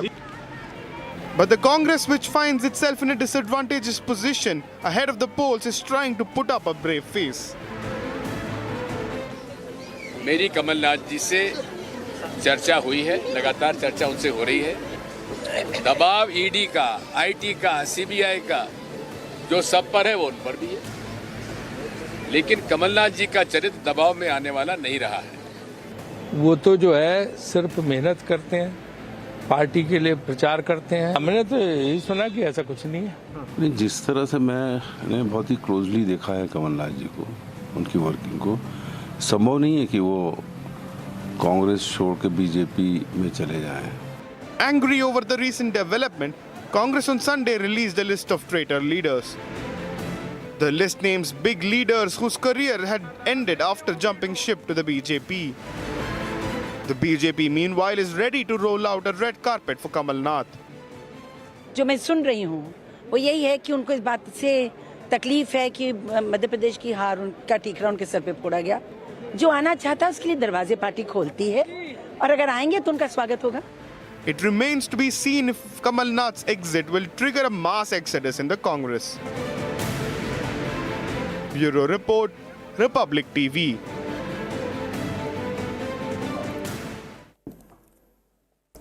Talking of fresh controversy, Congress MP Dipendra Hooda has now raised a plea from Haryana demanding the government's immediate withdrawal of the Agniveer scheme. Hooda has now also questioned the government's decision to remove permanent recruitment from the army ranks. Let's listen into this report. एक हमारी मांग हरियाणा की है, मांग है कि अग्निपथ योजना वापस ली जाए. देश की सेना जिस पर 75 साल तक पूरे देश हर देशवासी को गौरव था, उस सेना ने हमेशा चाहे किसी की भी सरकार रही हो देश के झंडे को ऊंचा रखने का काम किया था. 71 में कांग्रेस की सरकार रही हो, भले जब पाकिस्तान के 2 टुकड़े हुए उस युद्ध में, चाहे कारगिल में वाजपेयी जी की सरकार रही हो जब पाकिस्तान के शीश को झुकाने का काम किया, वो इसी पक्की भर्ती से नियुक्त फौज ने किया था. और मैं सरकार से प्रश्न पूछना चाहता हूँ, किसकी मांग थी कि पक्की भर्ती की बजाय 4 वर्ष की अग्निवीर योजना लेके आया जाए, जिसमें ना तो फौज की ये मांग थी जैसे फौज के सारे जो अब रिटायर हो रहे हैं अफसर वो बता रहे हैं, ना ये देश के नौजवान की मांग थी जो पक्की भर्ती के लिए जो प्रैक्टिस कर रहा था, ना किसी राजनीतिक दल की मांग थी, ना देशवासियों की मांग थी. तो ये सरकार पुनर्विचार करे और इसको अग्निपथ योजना को वापस लिया जाए. विशेष तौर पे हरियाणा जैसे प्रदेश का बड़ा नुकसान इस योजना में हुआ है. The second day of the BJP's National Council meet, Prime Minister Modi addressed the party delegates from across the country. Prime Minister Modi confidently gave the mandate for his third term while attacking the opposition party. Here's a detailed report.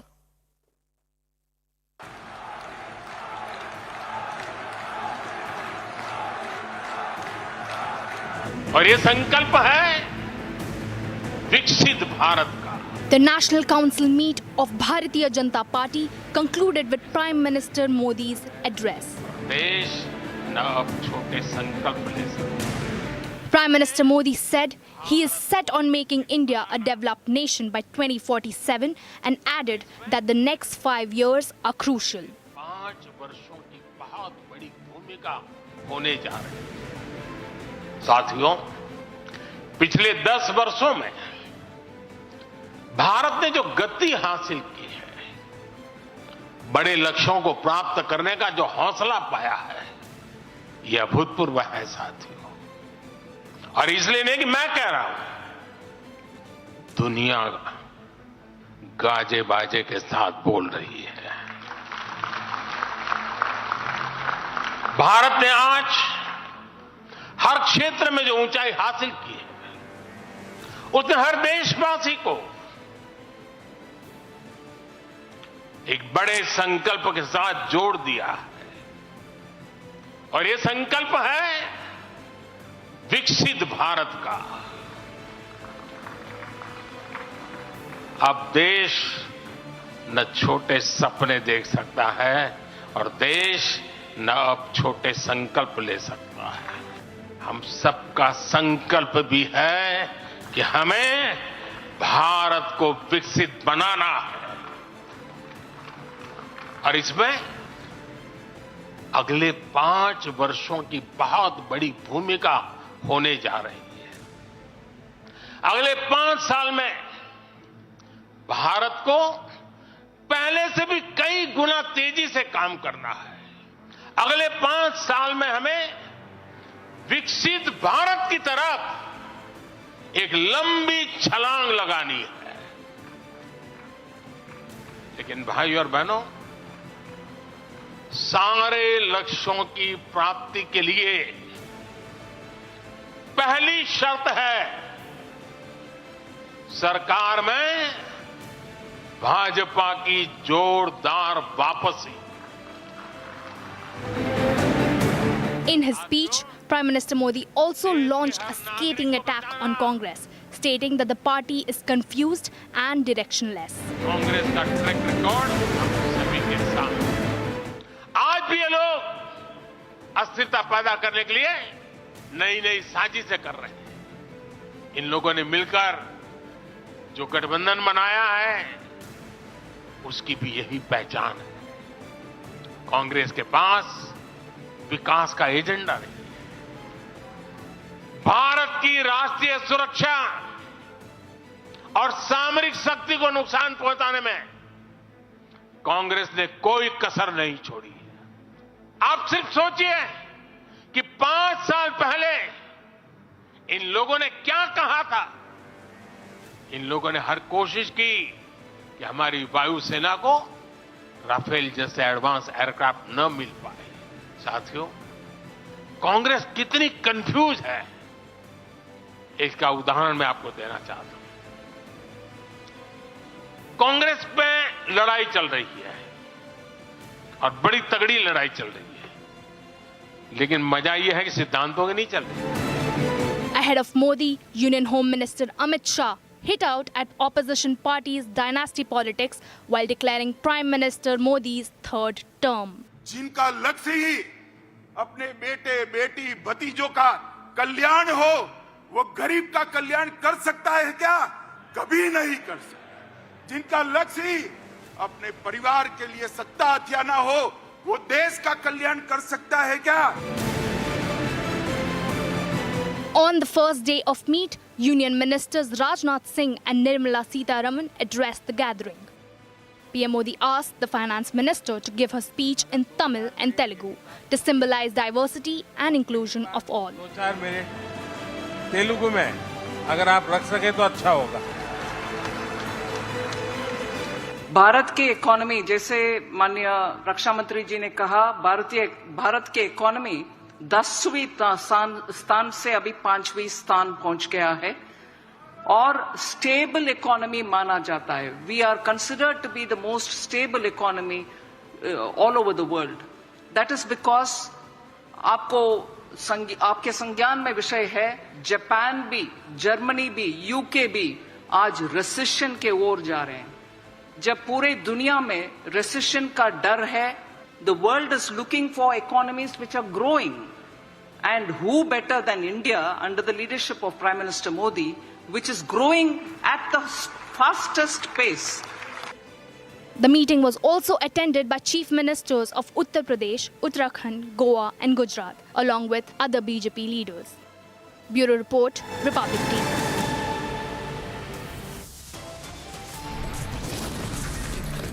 Much coming up, US Prime Minister says the agenda ahead of the big elections reiterates 370 plus seats for BJP pitch. As agitation intensifies, protesters and government to hold round 4 of talks get underway.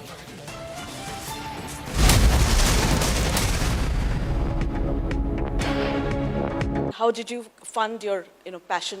As I was mentioning, right, this happened right after my fellowship. There was a very small fund which was given as a grant, 5 lakh, and that was something to kind of build a prototype, just ideate around your idea.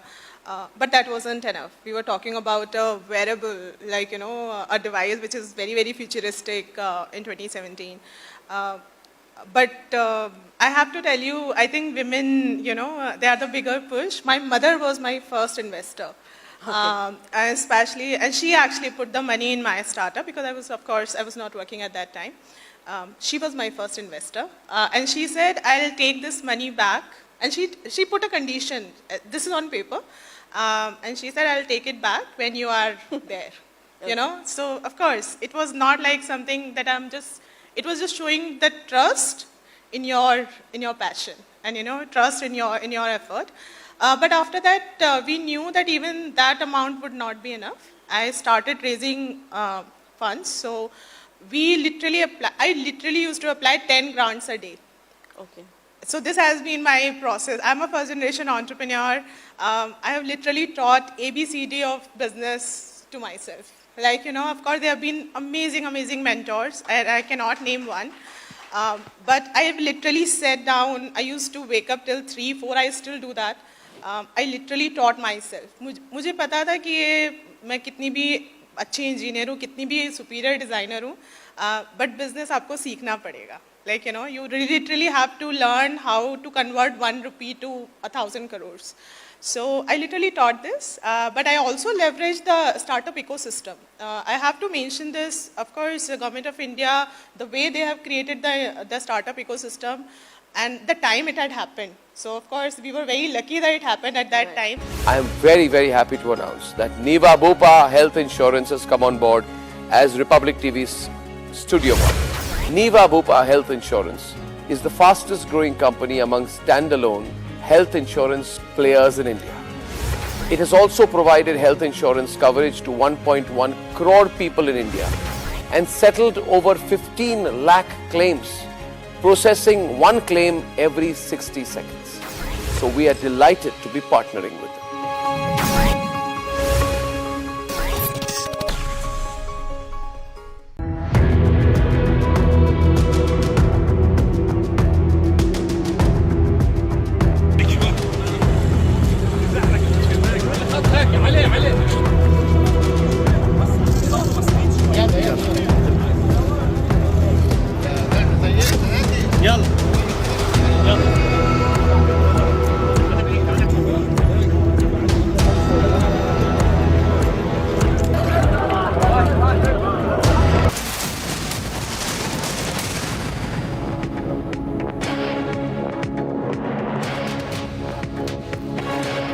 Welcome back, viewers.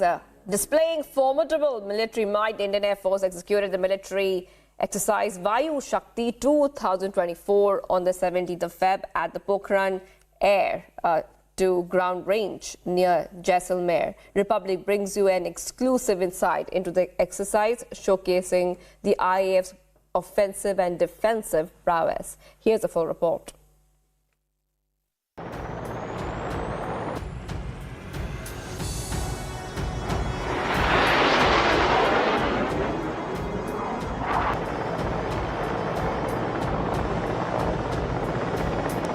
The Indian Air Force conducted its triennial military exercise Vayu Shakti 2024 on the 17th of February at the Pokhran air-to-ground range.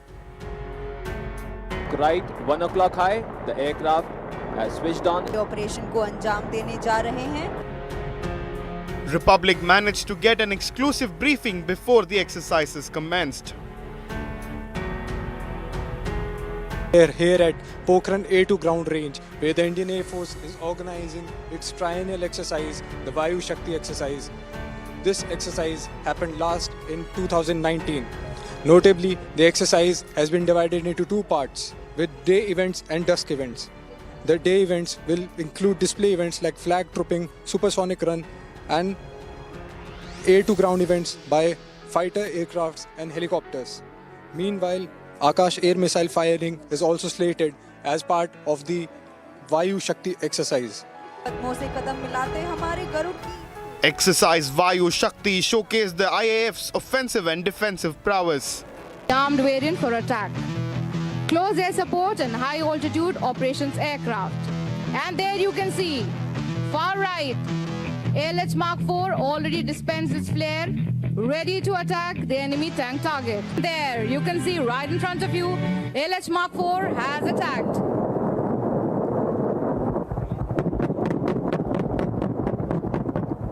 And the tank convoy has been pounded heavily. दुश्मन की अग्रिम श्रेणी का tank ALH Rudra के भीषण हमले से निस्तेनाबूद कर दिया गया है. The extractor parachute will soon be seen deploying, extracting the platform and rear. यहाँ पर C-17 ब्रह्मास्टर स्काईलॉन्च मॉडर्न का है, उसके जरिए एक करके जो असर है वो फॉरवर्ड लोकेशन पे पहुंचाई जा रही है और तैयारी दिखा रहे हैं.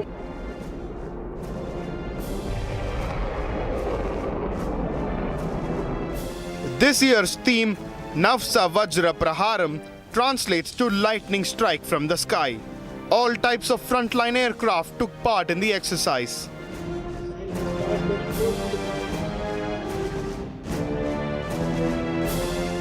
The exercise lasted over 2 hours, held between day, dusk and night phases.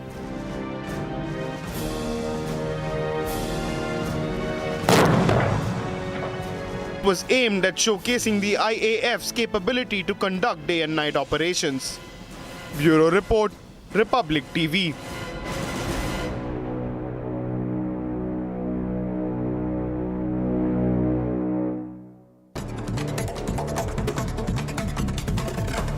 PM Modi's visit to Jammu on Feb 20th, security has been tightened in Jammu. The PM is scheduled to lay the foundation stone for various developmental projects in Jammu and Kashmir.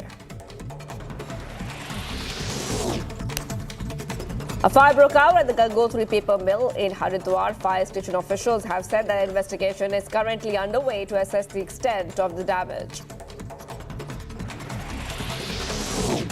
External Affairs Minister Dr. S. Jaishankar met with Palestinian Foreign Minister at the Munich Security Conference. The two leaders exchanged views on the current situation in Gaza amid the Israel-Hamas conflict.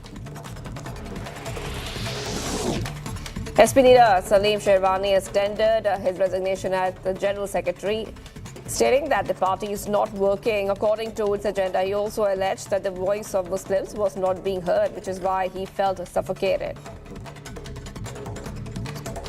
जिस मुद्दे पे आप 2024 का चुनाव लड़ना चाहते हैं उसी मुद्दे पे ही से आप हट जाते हैं तो हमारा क्या वजूद है, हम क्यों रहें पार्टी के साथ। सपा पे बहुत बड़ा भरोसा पिछले उत्तर प्रदेश के चुनाव में मुसलमानों ने किया। मेरे ख्याल में जितना वोट मुसलमानों को सपा को मिला है वो ज़िंदगी में कभी नहीं मिला था। बहुत बड़ी क्या उनको मिली थी, मगर मुसलमानों की जायज़ बातों पे आवाज़ ना उठाना ये एक तकलीफ़ की बात है। Chief Minister Champai Soren stated that JMM-led alliance in Jharkhand is strong and that there was no threat to the coalition government in the state. This comes amid reports of resentment brewing among the section of Congress legislators in the state. Former Uttarakhand Chief Minister Harish Rawat expressed concern over the state of democracy, warned of potential threats to the polls and said that the BJP's attempts to counter opposition parties everywhere was not a good sign.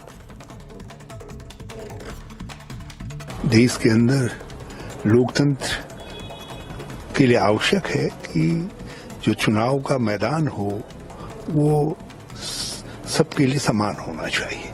इस समय सत्तारूढ़ दल जो है जिस प्रकार से सत्ता का उपयोग करके विपक्ष को धराशायी करने में लगा हुआ है तो ये एक अच्छा लक्षण नहीं है।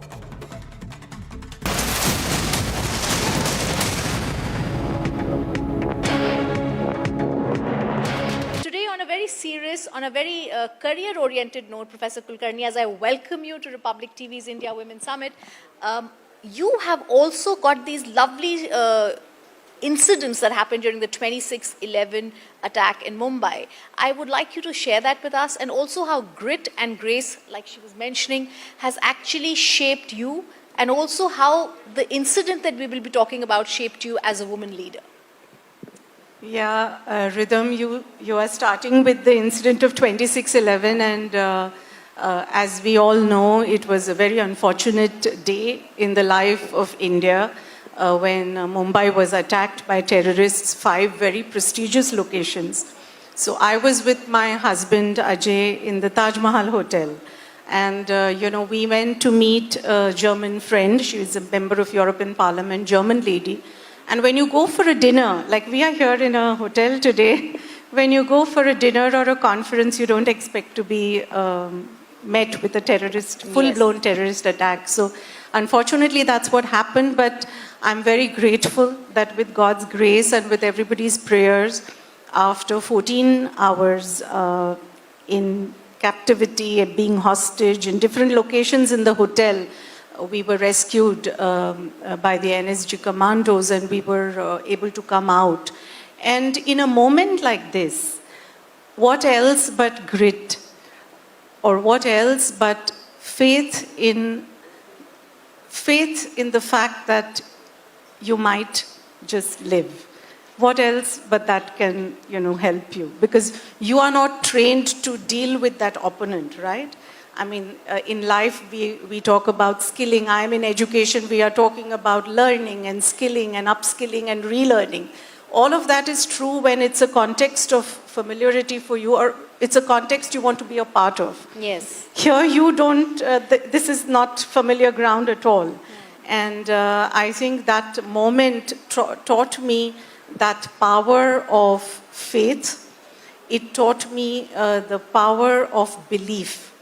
I remember, Rhythm, we were at one time hiding under a table because there was nothing else to hide. and we were lying down under the table because that was about the only protection we could find in a room we were hiding. And I thought suddenly to myself, oh, I need to hand over. Let me write down, hand over notes. Imagine, you're trying to hand over life. And I started typing, and then this thought came to me that no, if I send these emails out, in those days we would have the BlackBerry. So I said, if I start emailing this, that means I believe I may not come out. And I said, no, that's not what I'm going to do. I typed it, but I never sent out those emails.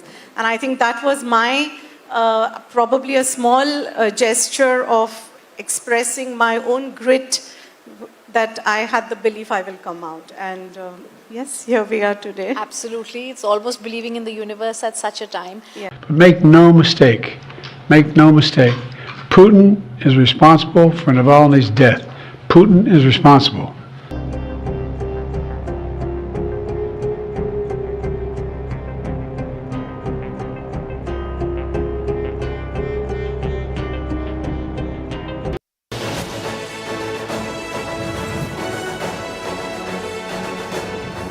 Constantly distracted by a WhatsApp message, by a phone, by a Instagram post, by a Facebook, what happens is your mind is constantly bombarding you, because the mind does not give you any positive information. And this is not I'm quoting from myself, these are things which I'm quoting from the Vedas.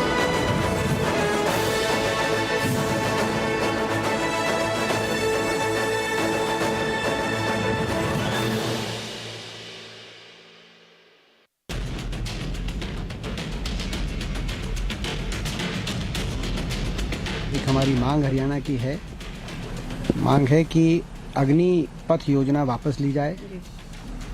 देश की सेना जिस पर 75 साल तक पूरे देश, हर देशवासी को गौरव था, उस सेना ने हमेशा, चाहे किसी की भी सरकार रही हो, देश के झंडे को ऊंचा रखने का काम किया था।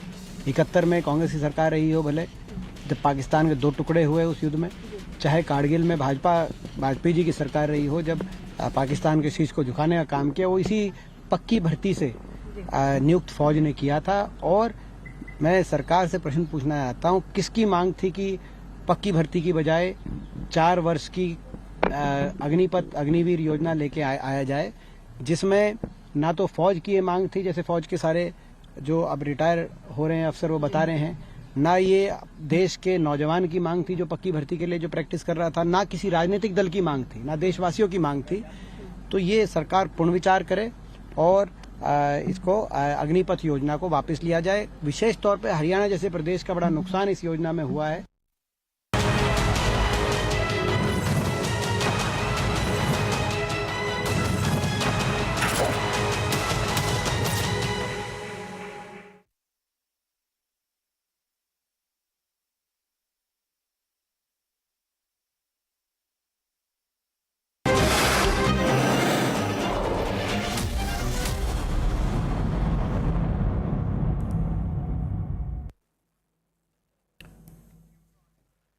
Good evening and welcome, friends. The fact that you're watching News Sunday shows how seriously you take what's happening in and around you and the country, so we try to bring you the best.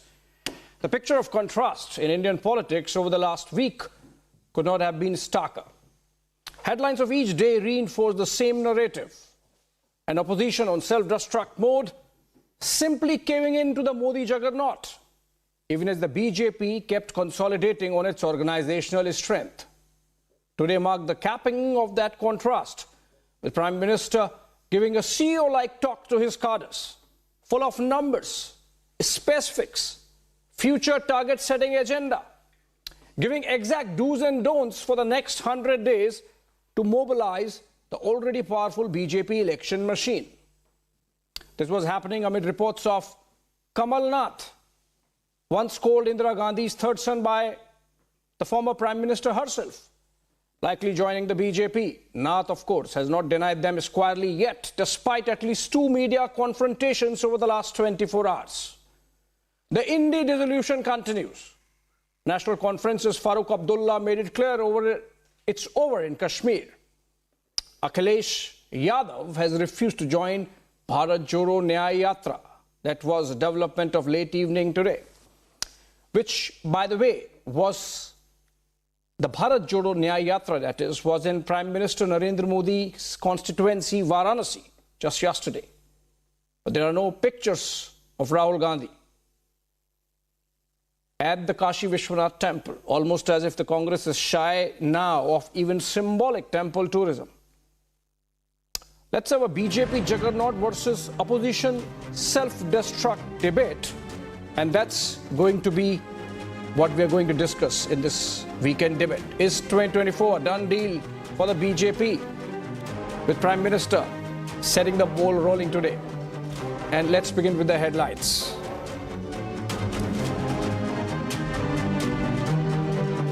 NDA को 400 पार कराने के लिए भाजपा को 370 का milestone पार करना ही होगा। Prime Minister sets the agenda ahead of the big elections, reiterates 370 plus seats for the BJP pitch. राजनीति के लिए नहीं, राष्ट्र नीति के लिए निकले हैं। मैं अपने सुख वैभव के लिए जीने वाला व्यक्ति नहीं हूं।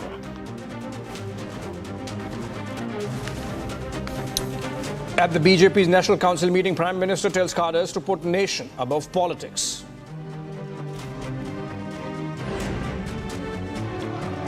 साथियों, कांग्रेस से देश को बचाना, देश के हर नागरिक को बचाना, हमारे बच्चों का, हमारे युवाओं का भविष्य बचाना बीजेपी के प्रत्येक कार्यकर्ता का दायित्व है।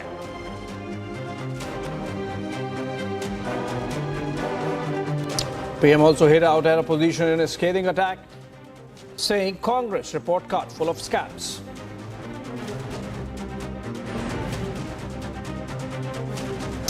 Kamal Nath remains tight-lipped on defection speculation. Congress leaders say exit soon. Akhilesh snubs Rahul, refuses to join the Bharat Jodo Nyaya Yatra. Is it the end of SP Congress alliance in Uttar Pradesh? Shah Jahan's aide admits to rape charge, but Mamata cries BJP conspiracy as anger over Sandesh Khali horror mounts.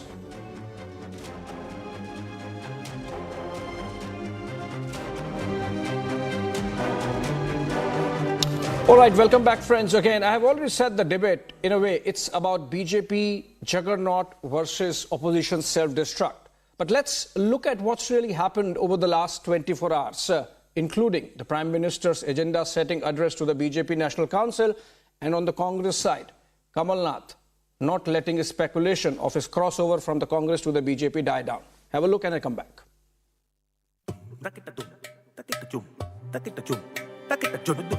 जन जन की आंखों के सपने लेके चले, उम्मीदों को देखो कैसे नए पथ लगे। PM Modi has displayed a massive show of strength at the BJP National Conference, once again emphasizing the 370 plus formula.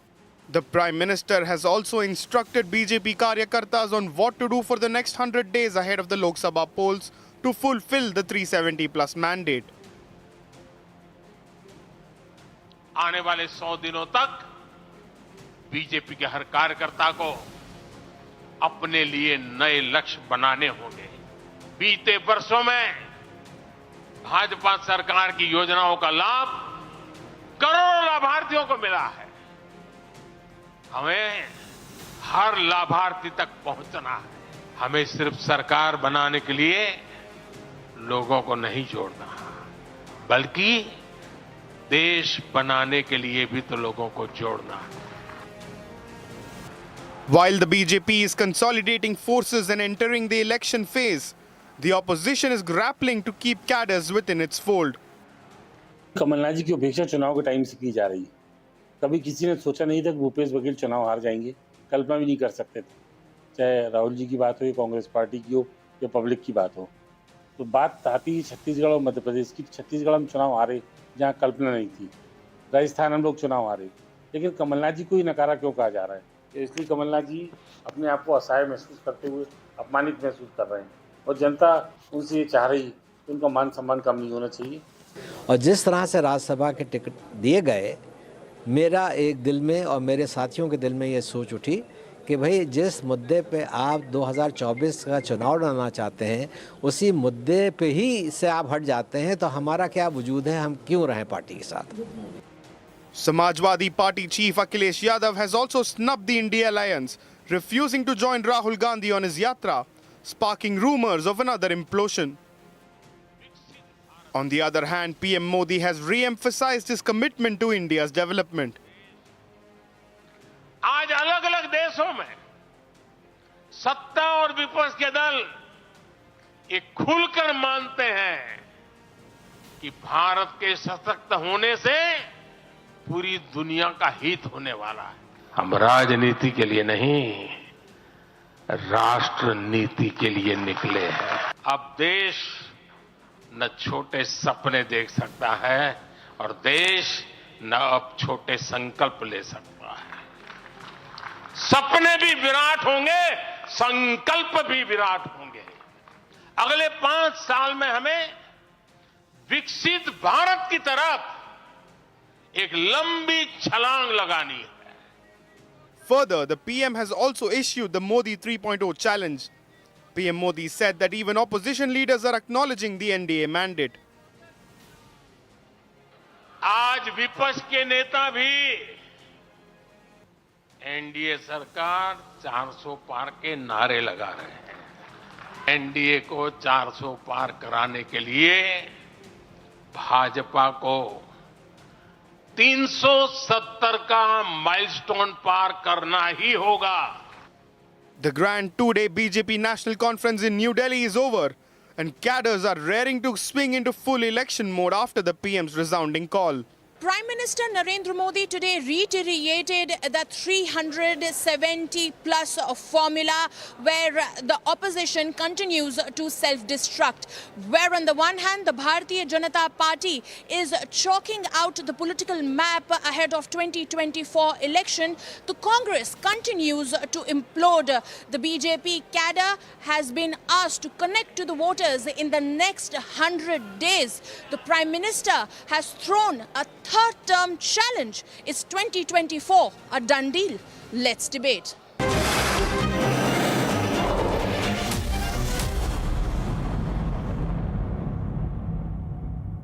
All right, joining me on the panel, in studio with me, BJP National Spokesperson Shehzad Poonawalla. We also have Pulla Rao, political analyst, joining us live from Chennai, leans towards the DMK. Also political analyst Sumant C. Raman, leans towards the Congress party, also from Chennai. So we have a good representation from Chennai and South on the panel. Important because Prime Minister again made a strong outreach to South India in his address today. We also have Professor Monojit Mandal, leans towards the Trinamool Congress, joining us live from Kolkata. And if I could begin with Abhishek Sudhir. Abhishek, why do you say that opposition is not in self-destruct? The kind of headlines we have seen coming in over the last 1 week, specifically the last 24 hours. There can't be any other explanation for what's really happening in the opposition space. Little unfortunate, but that's what's happening. Well, in the package that you just ran, the Prime Minister said he practices Rashtra-niti and not Rajniti. And clearly, the Prime Minister is confident of a third term, 370 seats for the BJP, 400 for the NDA, he says. So let's get back to Rashtra-niti versus Rajniti. When you induct an Ashok Chavan, accused number 11 in the Adarsh Society scam targeting Kargil war widows into your party, is that Rashtra-niti or is that Rajniti? Right? Now, will the Adarsh Society scam accused be ever brought to book? Those who defrauded war widows from being allocated flats in Adarsh Society, right? One of the masterminds, right, in the words of the investigating agencies was Mr. Ashok Chavan, who has been rewarded with a Rajya Sabha seat by the ruling dispensation. Why? Is this Rashtra-niti or is this Rajniti? If you're so confident of 400 seats, Why are you inducting somebody who targeted Kargil war widows? If you're getting 400 seats, do you really need an Ashok Chavan? Or do you really need his votes in Nanded? Are the votes in Nanded more important than the Kargil war widows who were deprived of flats? Right? The Prime Minister said the Congress party has broken the morale of the armed forces. When you induct an Ashok Chavan, are you not breaking the morale of the armed forces? Okay. Is one seat in Nanded so important that you forget about all the wrongdoings that took place in the other society scam? That's a simple question. Yes. Okay, Abhishek. Are you suggesting that Ashok Chavan has become really bad only in the last 24 hours? But I'll come to that later. Let me take this to Shehzad. Shehzad, no? Abhishek's argument is that if you are so confident of winning 370 and 400 seats, why do you need Ashok Chavan? Well, Abhishek, the question can be asked that when they are so confident that mudda itna bada hai ki Modi ki haar nishchit hai, then why, when the DMK was accused of killing Rajiv Gandhi, has the Congress party allied with them? In fact, the DMK wanted the release of terrorists who were convicted for the murder of Rajiv Gandhi. Why is the Congress allying with them? Why is the Congress party allying with the Aam Aadmi party, whom it says is promoting Khalistanis in Punjab? Why is the Aam Aadmi party allying with the Congress party against whom it swore on the children that I will never touch the Congress party, which is steeped in corruption? Why is the Trinamool Congress allying with the left against whom it fought for 34 years? And why is the Congress party allying with the Trinamool Congress, whose Adhir Ranjan Chaudhary says that it is the cancer of corruption? And why is the Congress party, which said 27 saal UP Behal, which it held responsible as Samajwadi Party and Bahujan Samaj Party, why is it now allying with the same Samajwadi Party? Also in Kerala, the Congress party says that Pinarayi Vijayan is the dictator, he's a corrupt man, he's a fascist. Why are they allying with the fascist communist party in Kerala? But that is not the question. The question today is that as far as Ashok Chavan is concerned, here is the court granting relief to because Ashok of Chavan. Rajniti, Yes, allegations were not made on it. The court has granted relief. 1 second, sir, I did not interrupt you. Mr. Sudhir, I did not interrupt you. Mr. Sudhir, I did not interrupt you. You're a civilized person. We can have a civilized conversation. The court has granted him relief. But I want to ask you that Lalu Prasad Yadav has been convicted as corrupt. Pawan Modi is convicted as corrupt because you said two panelists are from South India. Mr. Sumansi Raman knows that Pawan Modi has been convicted as corrupt. Lalu is convicted 4 times as corrupt. So now, Abhishek Sudhir, since you are the high and mighty who is giving moral science lectures to everybody, please tell me that you are asking about corruption after having somebody who's convicted of corruption. First, you tell me what you all are doing with Lalu. Quickly, 30 seconds. You quickly get 30 seconds before I go to Sumant Raman and Pulla Rao, because those were relevant points made by by Shehzad, and I have to take to them. Let us quick rebuttal of 30 seconds. Yeah, let's accept everything. Let's accept everything Shehzad Poonawalla says. Let's accept that everything Shehzad Poonawalla says is the gospel truth. Okay? But if you are practicing Rashtra-niti and not Rajniti, you should be better than the opposition, no? You should be above the opposition, no? You are also practicing Rajniti. So don't say you're practicing Rashtra-niti. You're also practicing Rajniti. This is Rajniti, not Rashtra-niti. Why do you need Ashok Chavan? Let Shehzad respond to that in a bit. Point taken, Abhishek Sudhir. Point taken. Point taken. Abhishek Sudhir, point taken. Let me take this now to Pulla Rao. No, you just one line. Quickly, one line. You're going to induct Kamal Nath after you target the Congress party over 1984? Abhishek, I have heard you out. Okay, Abhishek, concede. Abhishek ji, you know, Ramayana and Mahabharata, the fundamental difference is that in Ramayana, Ramji followed all the rules, and in Mahabharata, Krishna ji broke a lot of rules, but he established dharma. Are you saying that Krishna ji was against dharma? I will let you elaborate on that. No, hold on. I think I have only given a lecture. See, many of these people don't believe. I think what uproots. I understood. I have only quoted. I understood your argument. I understood your argument, but Pulla Rao, what Shehzad is saying in his defenses, or the BJP's defenses, that the Rashtra Niti, about which Prime Minister spoke about, also includes the Chanakya Niti, insofar as alliance making is concerned, and whatever applies, whatever is good for the goose is good for the gander, as the argument goes. You know, if the Congress is allowed to have an alliance with the DMK Pulla Rao, despite all the allegations that came in connection with the Rajiv Gandhi assassination, you know, why object to BJP taking in some leaders who want to leave the Congress's sinking ship and hence bolster whatever numbers they can in their respective constituencies in favor of BJP? Let's avoid these personalities. they make arguments to and fro. Now, what are you saying? That the opposition is totally finished under the Modi Juggernaut. Now, there are 6 opposition ruled states which are very powerful, and BJP has no votes there. Bengal, Punjab, Telangana, Andhra, Tamil Nadu, Kerala. There are 160 MPs there. Bengal, we all know BJP has declined a bit. If you take even the present 18 seats, there are 20 out of these 160. No leader from the opposition from these states has gone to BJP. Where have they gone? Uttar Pradesh, ruled by BJP. Maharashtra, ruled by BJP. Somebody in Madhya Pradesh. They're all BJP ruled states. Naturally, they're not going to add much. BJP is already dominating those states. But those states, where BJP has no presence. Let's just stick to the facts. Forget the personalities, forget the whims and other things. Tell me, how many seats you win in Andhra? You got 1% of the vote last time. Now in the last assembly elections, Telangana, you got 15%. Tamil Nadu, you got 4%. Kerala, you got 12%. Punjab, you got 3% of the last assembly elections. And Bengal, it's going on. It's a churning situation there. And as my friend said, Mamata is aligning with all the opposition parties. So where is it? I personally feel that so often as Honorable Prime Minister been saying, we'll get 400, it seems to be a certain nervousness. Yes, you can say I'm going to win. But to say 370, of course, he has very correctly linked 370 with a sentimental article. 370, this is, I abolished this. You give me 370. He said it yesterday. But to say you want to get 400, 350, 360, please explain to me. In just these 6 states I have shown, there are 160 MPs. You have no presence. So if you remove those 160, there are 380 left. I will tell you, if this state of affairs continue, and you get big leaders coming from BJP ruled states, over the Chaudhary, Charan Singh's grandson, again Uttar Pradesh, already the BJP is strong there, they have a government there. So where is it out of 380 that you are going to get 400? You are saying BJP claiming BJP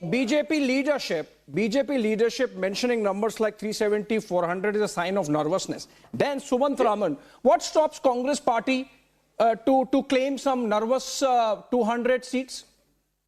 Nervous 150 seats? I mean, I don't know. You can take your pick. Sumant Raman. If the Prime Minister says 370 for the BJP, 400 for the NDA, if he says work for the next 100 days, if he says that all booth workers should be focusing on getting 370 more votes per booth if they have to translate BJP from, transition BJP from 303 to 370 seats, obviously, he's setting targets with numbers, specifics for his cadres, for his party workers. That's what leaders do, right? That's what is taught in MBA, that you set specific targets and then your team delivers. What stops the Congress party or Rahul Gandhi to talk about specifics and numbers? If you feel BJP is being nervous, be confident and say that, okay, fine, from 45, 50 seats, we will cross 200 this time. Let the cadre work. Abhishek, first of all, there's feedback coming into my ear, if it could be rectified. But the point really is that the BJP's actions do not appear to be those of a party that is confident of winning 370. No, I mean, confident of winning 273 rather than 370.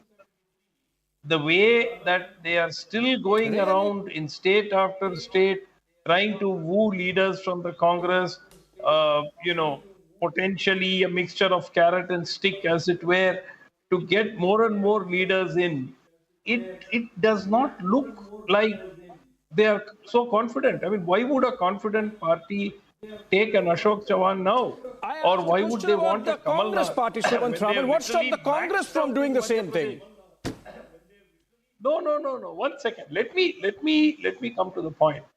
The Congress is in power in hardly a few, 2 big states, Karnataka and Telangana, and 1 small state, Himachal Pradesh. Other than that, they may be part of coalition government in Jharkhand and so on. But the point is, the BJP is in power in almost most of the large states of the Hindi belt now. And in addition to that, they have, enormous resources. As the recent electoral bond showed, nearly 5,900, 6,000 crores. They have money, they have the government machinery, they have Sumant Raman, you are Mr. ambling, Modi's charisma. You are ambling from one issue to another, but not answering my question. What stops Congress Party? A specific question. What stops Congress Party from setting targets? We will Nervous get or 200 not? seats or we'll get 300 seats. The India Alliance has got differences with each other. They said that on day one. They said they have come together purely for one objective, and that is to defeat the BJP in the election.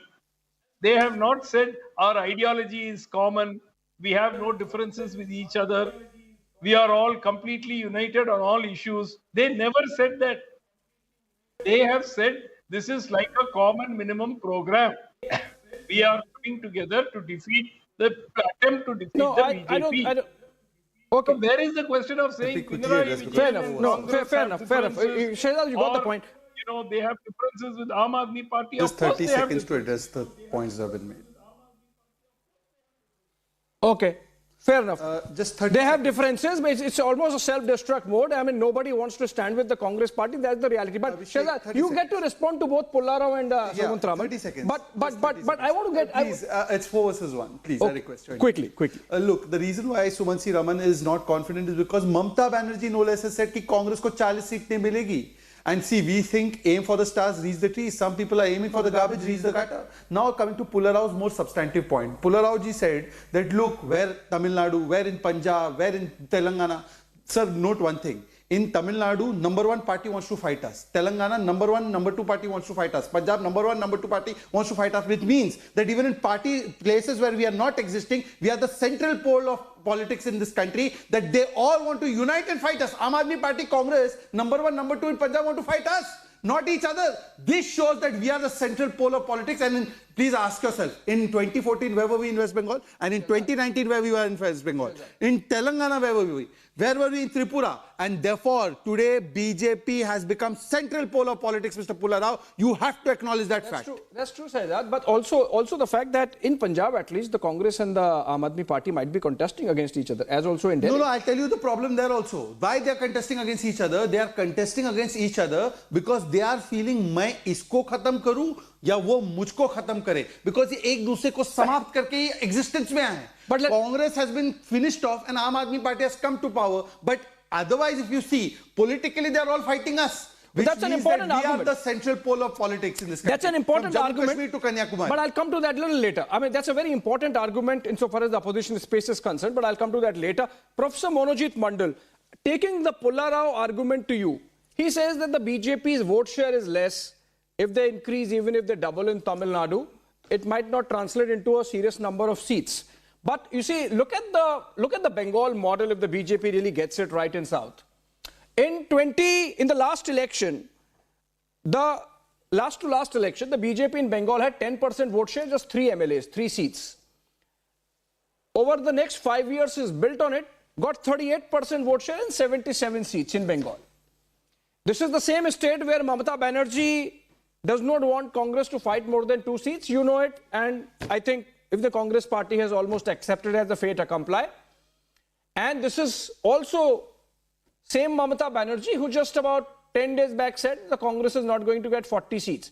So if the Congress, which is supposedly the linchpin of the opposition alliance, if they are not going to get 40, irrespective of whatever number of seats the opposition gets, it's not crossing 100, 150, in which case, obviously, for BJP to get 370, 400 band becomes a real possibility, Professor Monojit Mandal. No, Abhishek, first of all, this election is not about BJP and Congress alone. You know it very well. There are very major political parties which are ruling most of the states, not BJP and the Congress. That's point number 1. Point number 2, I do not need to really rebut BJP spokesperson or the BJP as a political party, because they are preeminently known for misleading people. We do not have any alliance with the left or CPIM in Bengal. That's point number 2. Point number 3, I think I will definitely go with Mr. Pullarao. He's bang on. Please do not disturb me. I was waiting for 25 minutes that BJP's way of democracy. I will go with Mr. Pola Rao. He's bang on.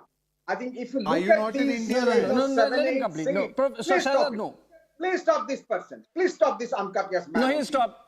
From He'll Bengal stop. Please go down ahead. to Kerala, He has to left stop. side Please of go ahead. the India map. You speak You on have around Sandesh Khali. 250 No. And Speak out on of Sandesh these Khali. No. I'll come to that. I'll come to that. BJP We'll is discuss not it. even winning 20 seats.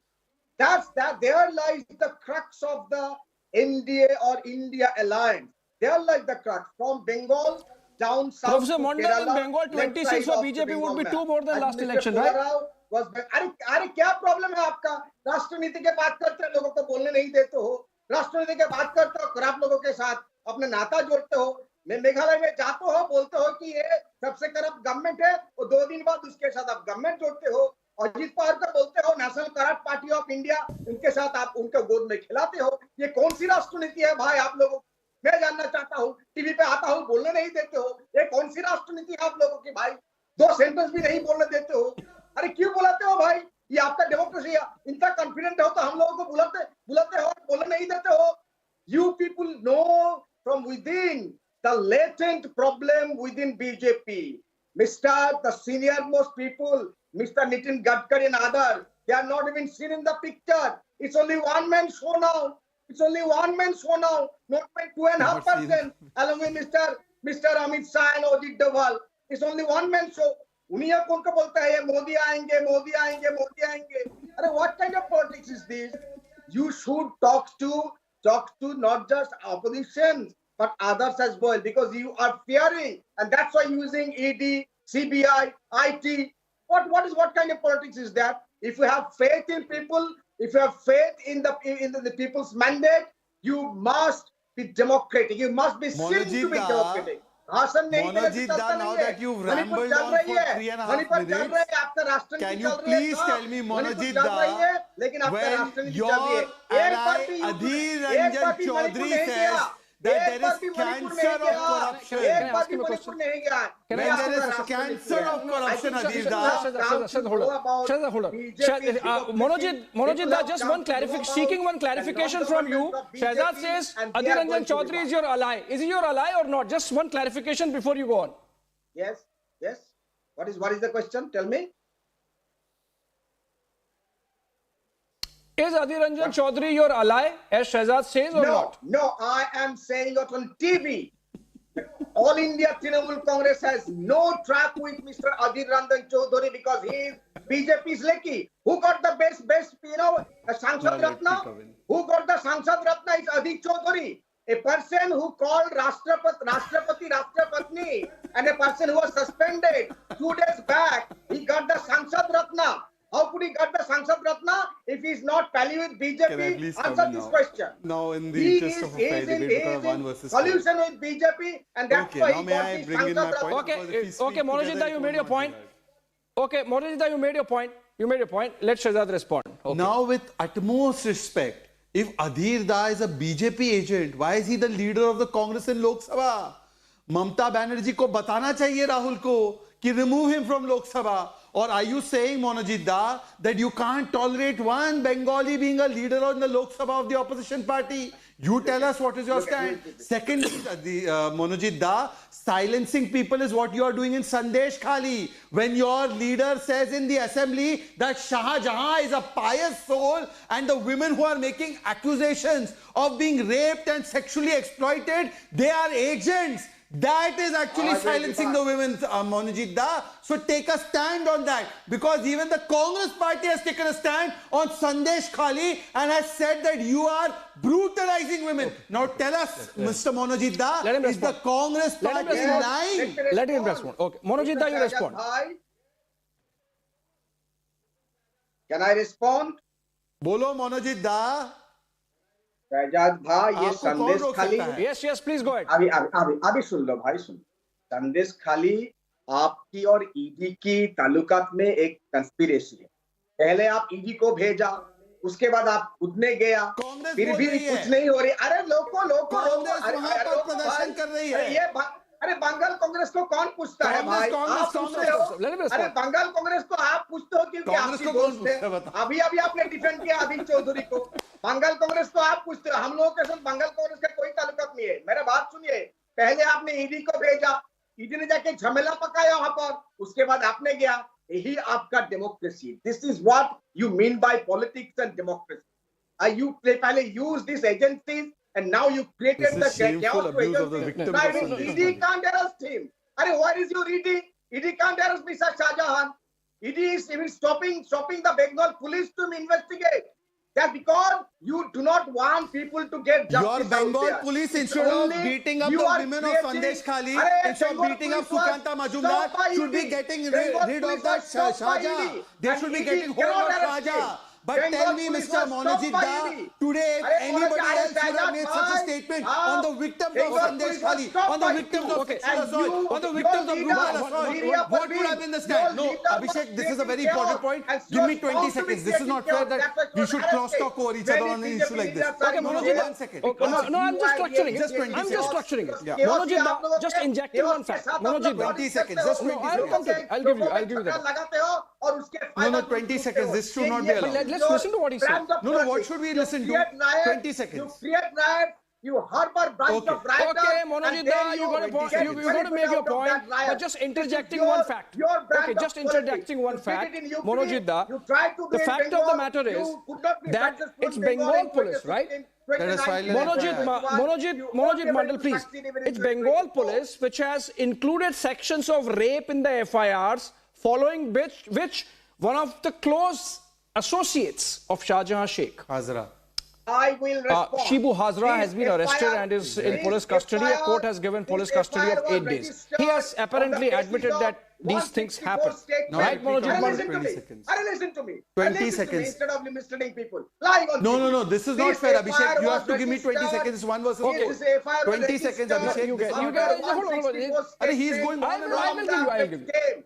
And the police have shown Raj Dharma by arresting a TMC leader. That's our way of handling things. And you people said the rap is free. That's how the leading. Okay, Monojit Mandal is saying, Shahzad, that police is doing its job. Police is arresting TMC leaders. I don't speak so long, and I am okay, now you get reiterating that. Now you get your chance. No, now you get a chance. Okay, Monojit Mandal, you made your point. Let Shahzad respond. You are saying that the Bengal police of Mamata Banerjee is acting. Yes.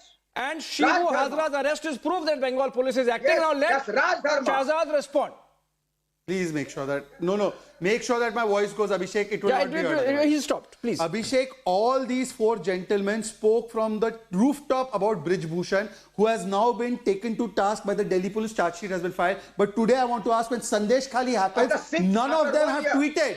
And they come and say that the victims are lying. When Vera Muthu is accused of rape and of sexual assault, he is feted by the Chief Minister of Tamil Nadu. None of them speak up. Now they must speak up. What is their stand on Sandesh Khali? How will they call it propaganda? Are you saying that they are being raped? It's propaganda. We are discussing. Pullaro gets to respond. Okay, Pullaro gets to respond. I think most of my friends have agreed that there is a degree of nervousness in saying I'll get 370, I'll get 400.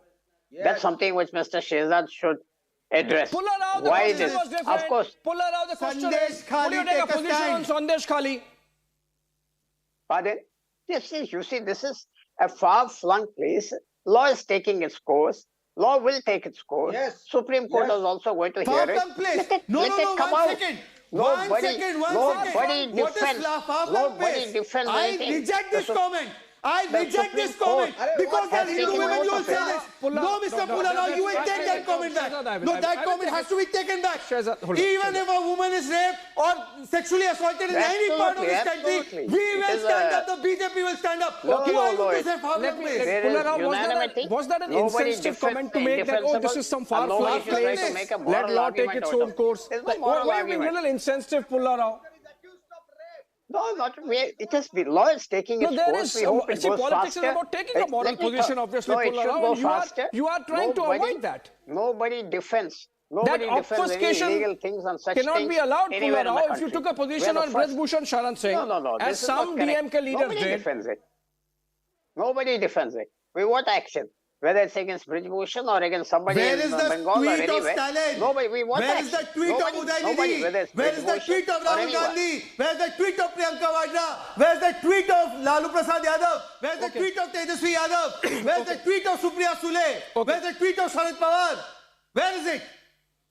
Okay, it's clear. I think what the argument that Shehzad is making is, Abhishek Sudhir, that 3 months in Manipur. opposition is practicing a politics of convenience, both in its moral positions, both in the moral positions that it takes. Was burning. Your minister of states was saying Manipur has become a Kashmir. What did you do in Manipur? Is this the best you can offer? BJP Is this the best you can offer? I can't allow this. And you talk about this can't be allowed. Monojit Mandal.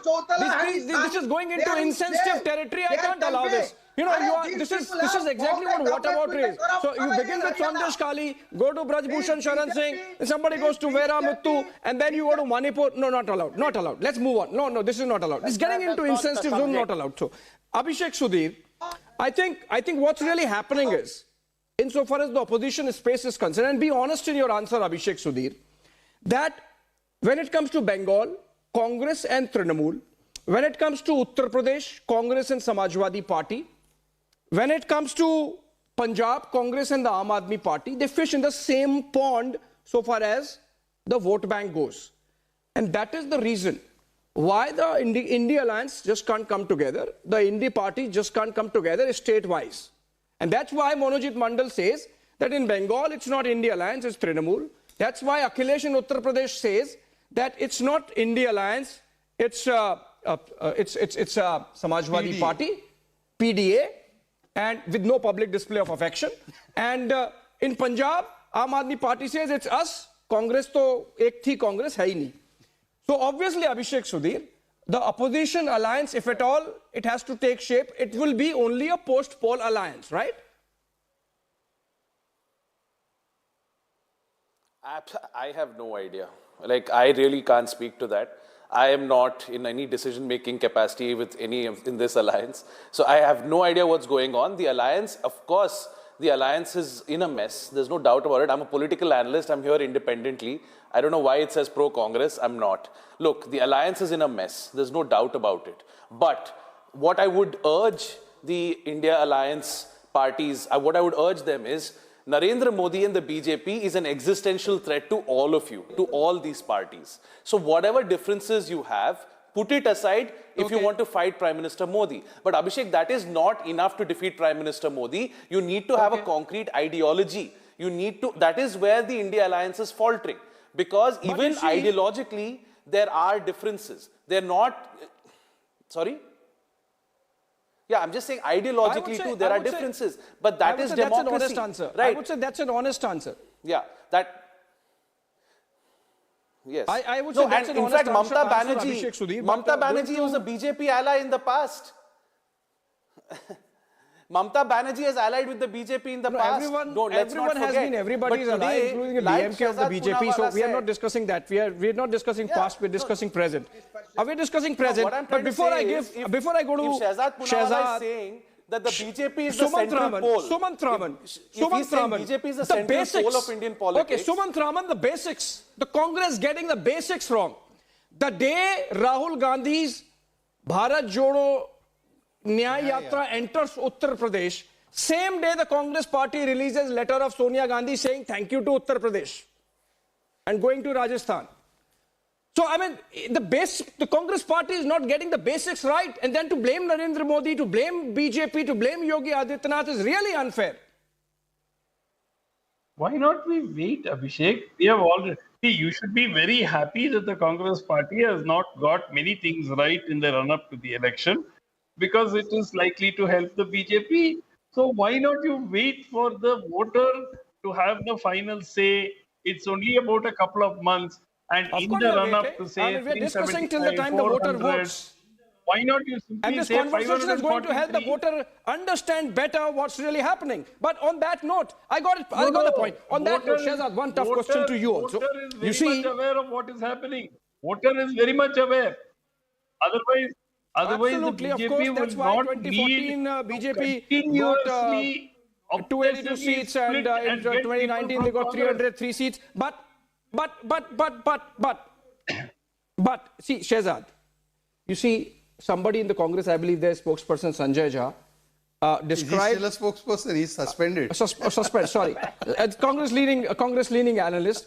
He said this BJP is becoming a Congress alumni party. You see, if you are not strongly denying rumors, grapevine of Kamal Nath joining the BJP, it looks bad. Look, I think Kamal Nath himself has expressed, but I want to ask that do they not have faith on Kamal Nath? After so many years, whom Indira Gandhi apparently called as third son, they don't have that much faith that एक बार कोई rumor news चला तो they are ready to say कि कमल नाथ गए, एक बार rumor चला मनीष तिवारी गए. मतलब किस प्रकार के लीडर इन्होंने पाल रखे अपने पाले में. मतलब जिनको सत्ता के लोभ से इतना असर हो जाता है, ईडी का डर लग जाता है या बिक जाते हैं, they are insulting their own leaders by making this speculation. So I feel so sorry for Congress people that today even Congress supporters, suspended or otherwise, are not willing to buy any kind of loyalty or faith from them. तो ऐसे में तो कांग्रेस में रहना मुश्किल ही हो जाएगा कि they don't have any faith on their leaders. But the reason I'm saying this is, look, forget Congress leaders. Why Mamta is not with them now anymore? Why is Aam Aadmi Party not in Punjab with them? Why is RLD not with them? Why is Uddhav Sena saying कि zero से शुरू करना पड़ेगा? Why is in Kerala communists saying that you go and fight alone? So this shows that Rahul Gandhi has a Rahul effect. This is not Nyaya Yatra, it's bye-bye Yatra. Abhi Janata bhi bye-bye bolne wali hai. How is the average BJP worker reacting to this? When people like Ashok Chavan are inducted.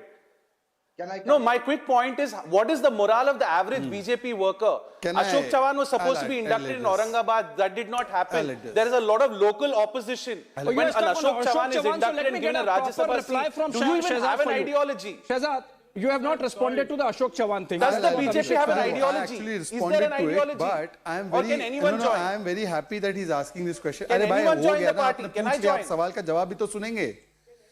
Can anyone join the party? Go ahead. What is your ideology? Do you have an ideology? अरे भाई, can I answer? Because my answer is a one-line answer. It will not be heard. The audience will not understand. Imran Khan can join. Abhishek, you asked a Nawaz Sharif question. can join. I have asked Shehzad to respond. Please listen. Please listen. Can I answer? Okay, go ahead. Dear Abhishek Sudhir, the BJP workers are telling you they have the same concern that you are showing as the Congress workers have when Nana Patole from the BJP is made state president of Maharashtra of Congress party. When Udit Raj is taken immediately. When Navjot Singh Sidhu is taken immediately. So please, sir, you go ask Congress workers what their sentiment is when Nana Patole is the chief of Maharashtra Congress. And that is the same sentiment we have. You don't worry about us. So where is Rashtra-Niti? Where is Rashtra-Niti? Okay, let me take. Okay, Abhishek Sudhir, you got your answer, but where is your Rashtra-Niti? अरे भाई, मतलब कांग्रेस तो राष्ट्रनीति नहीं कर रही ना, ये तो मान रहे ना. Abhishek, because he was in the Samajwadi Party and Congress for brief while, he's accepting Congress as परिवार नीति. सब राजनीति कर रहे हैं. आप भी राजनीति you have कर रहे हो. responded. Abhishek Sudhir, You are also while doing Shehzad परिवार is नीति. While Shehzad is obliged to answer your question in the debate, he is not obliged to answer to your satisfaction. For God's sake, he has answered it twice. Okay, let me take this to Pulla Rao. Pulla Rao, turning the argument on its head and taking to you actually. The argument you made was that the BJP's vote share is very less. Now, if BJP repeats in South, in Tamil Nadu, for example, what they have done in Telangana, for example, then what happens? If the BJP repeats in Tamil Nadu what they have done in Bengal in terms of increase in vote share translating into number of seats, then obviously, and the kind of outreach, forget about the number of seats, forget about the vote share, I think the intent and the seriousness, and I have seen the integrity with which Prime Minister has really approached his southern outreach. The fact that he mentioned today that he is the first Prime Minister to be mentioning Tamil language in the United Nations. The fact that during the National Council meeting yesterday when Nirmala Sitharaman was speaking as a seconder of the political resolution, Prime Minister insisted that Nirmala, apart from speaking in Hindi, should speak in Tamil and Telugu also. The number of times the Prime Minister has mentioned Tamil Sangam literature in his speeches, the Sengol ceremony, The way the BJP has organized the Kashi Tamil Sangamam, the Kashi Somnath Sangamam, I think there has been a very serious intent to make an outreach to the electorate down south, specifically Tamil Nadu. Absolutely. But let me give you a small point. The Jan Sangh was formed in 51. The Jan Sangh of BJP, its later incarnation, formed a government in 92, 93 in Uttar Pradesh. In Bihar, it hasn't formed a full-fledged government. In Rajasthan, Chhattisgarh, Madhya Pradesh, Gujarat, the BJP formed it in 25 years because it got support from the ex-Rajas who were already powerful, popular figures. I agree with you. Tamil Nadu, it will go from 4 to 8%, 4 to 10%. Telangana, it went after 5 years from 8 to 14%. So it takes time. The BJP may increase its vote share. Kerala, it is between 12 and 14. It may go up by 2%, 3%. But you need a critical mass, 30% votes to start getting MLAs and MPs in a state where there are only 2-3 parties. That will take time. That will take 10 years. Point taken, Pullarao. I think point taken, Pullarao. For the panelists and for the viewers, my personal observation of the rise of the BJP going by numbers. In 2014, when the party came to power, the National Council meeting took place at the Talkatora Indoor Stadium in Delhi. There were about 3,000 odd delegates. I was present covering that. And today, when the National Council meeting took place, there were 10,000 plus. Only because the Congress is falling. Otherwise, BJP would not have risen to this level. That's a very succinct conclusion of this debate, Monojit Mandal, by you, that the BJP is rising at the expense of the Congress party. There is Congress. Only that the regional parties are growing at the expense of the Congress party. And that's the opposition conundrum, which the opposition needs to sort out itself, right? Just one line. In UP, where is Congress? Whom have we won Obviously, against? that's the point I made. That's the point I made. Thank you so much, everyone. Shehzad Poonawala in my studios, Abhishek Sudhir from Lucknow, and of course, Monojit Mandal in Kolkata, Sumansi Raman and Pullarao in Chennai. Thank you so much for joining us this Sunday. Short break live and breaking is back. And of course, Arnab Goswami is back with the debate tomorrow, 9 p.m.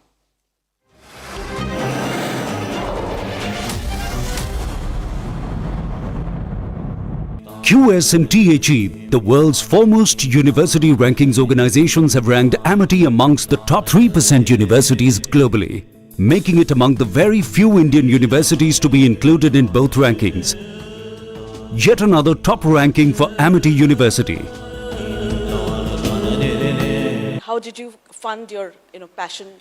As I was mentioning, right, this happened right after my fellowship. There was a very small fund which was given as a grant, 5 lakh, and that was something to kind of build a prototype, just ideate around your idea.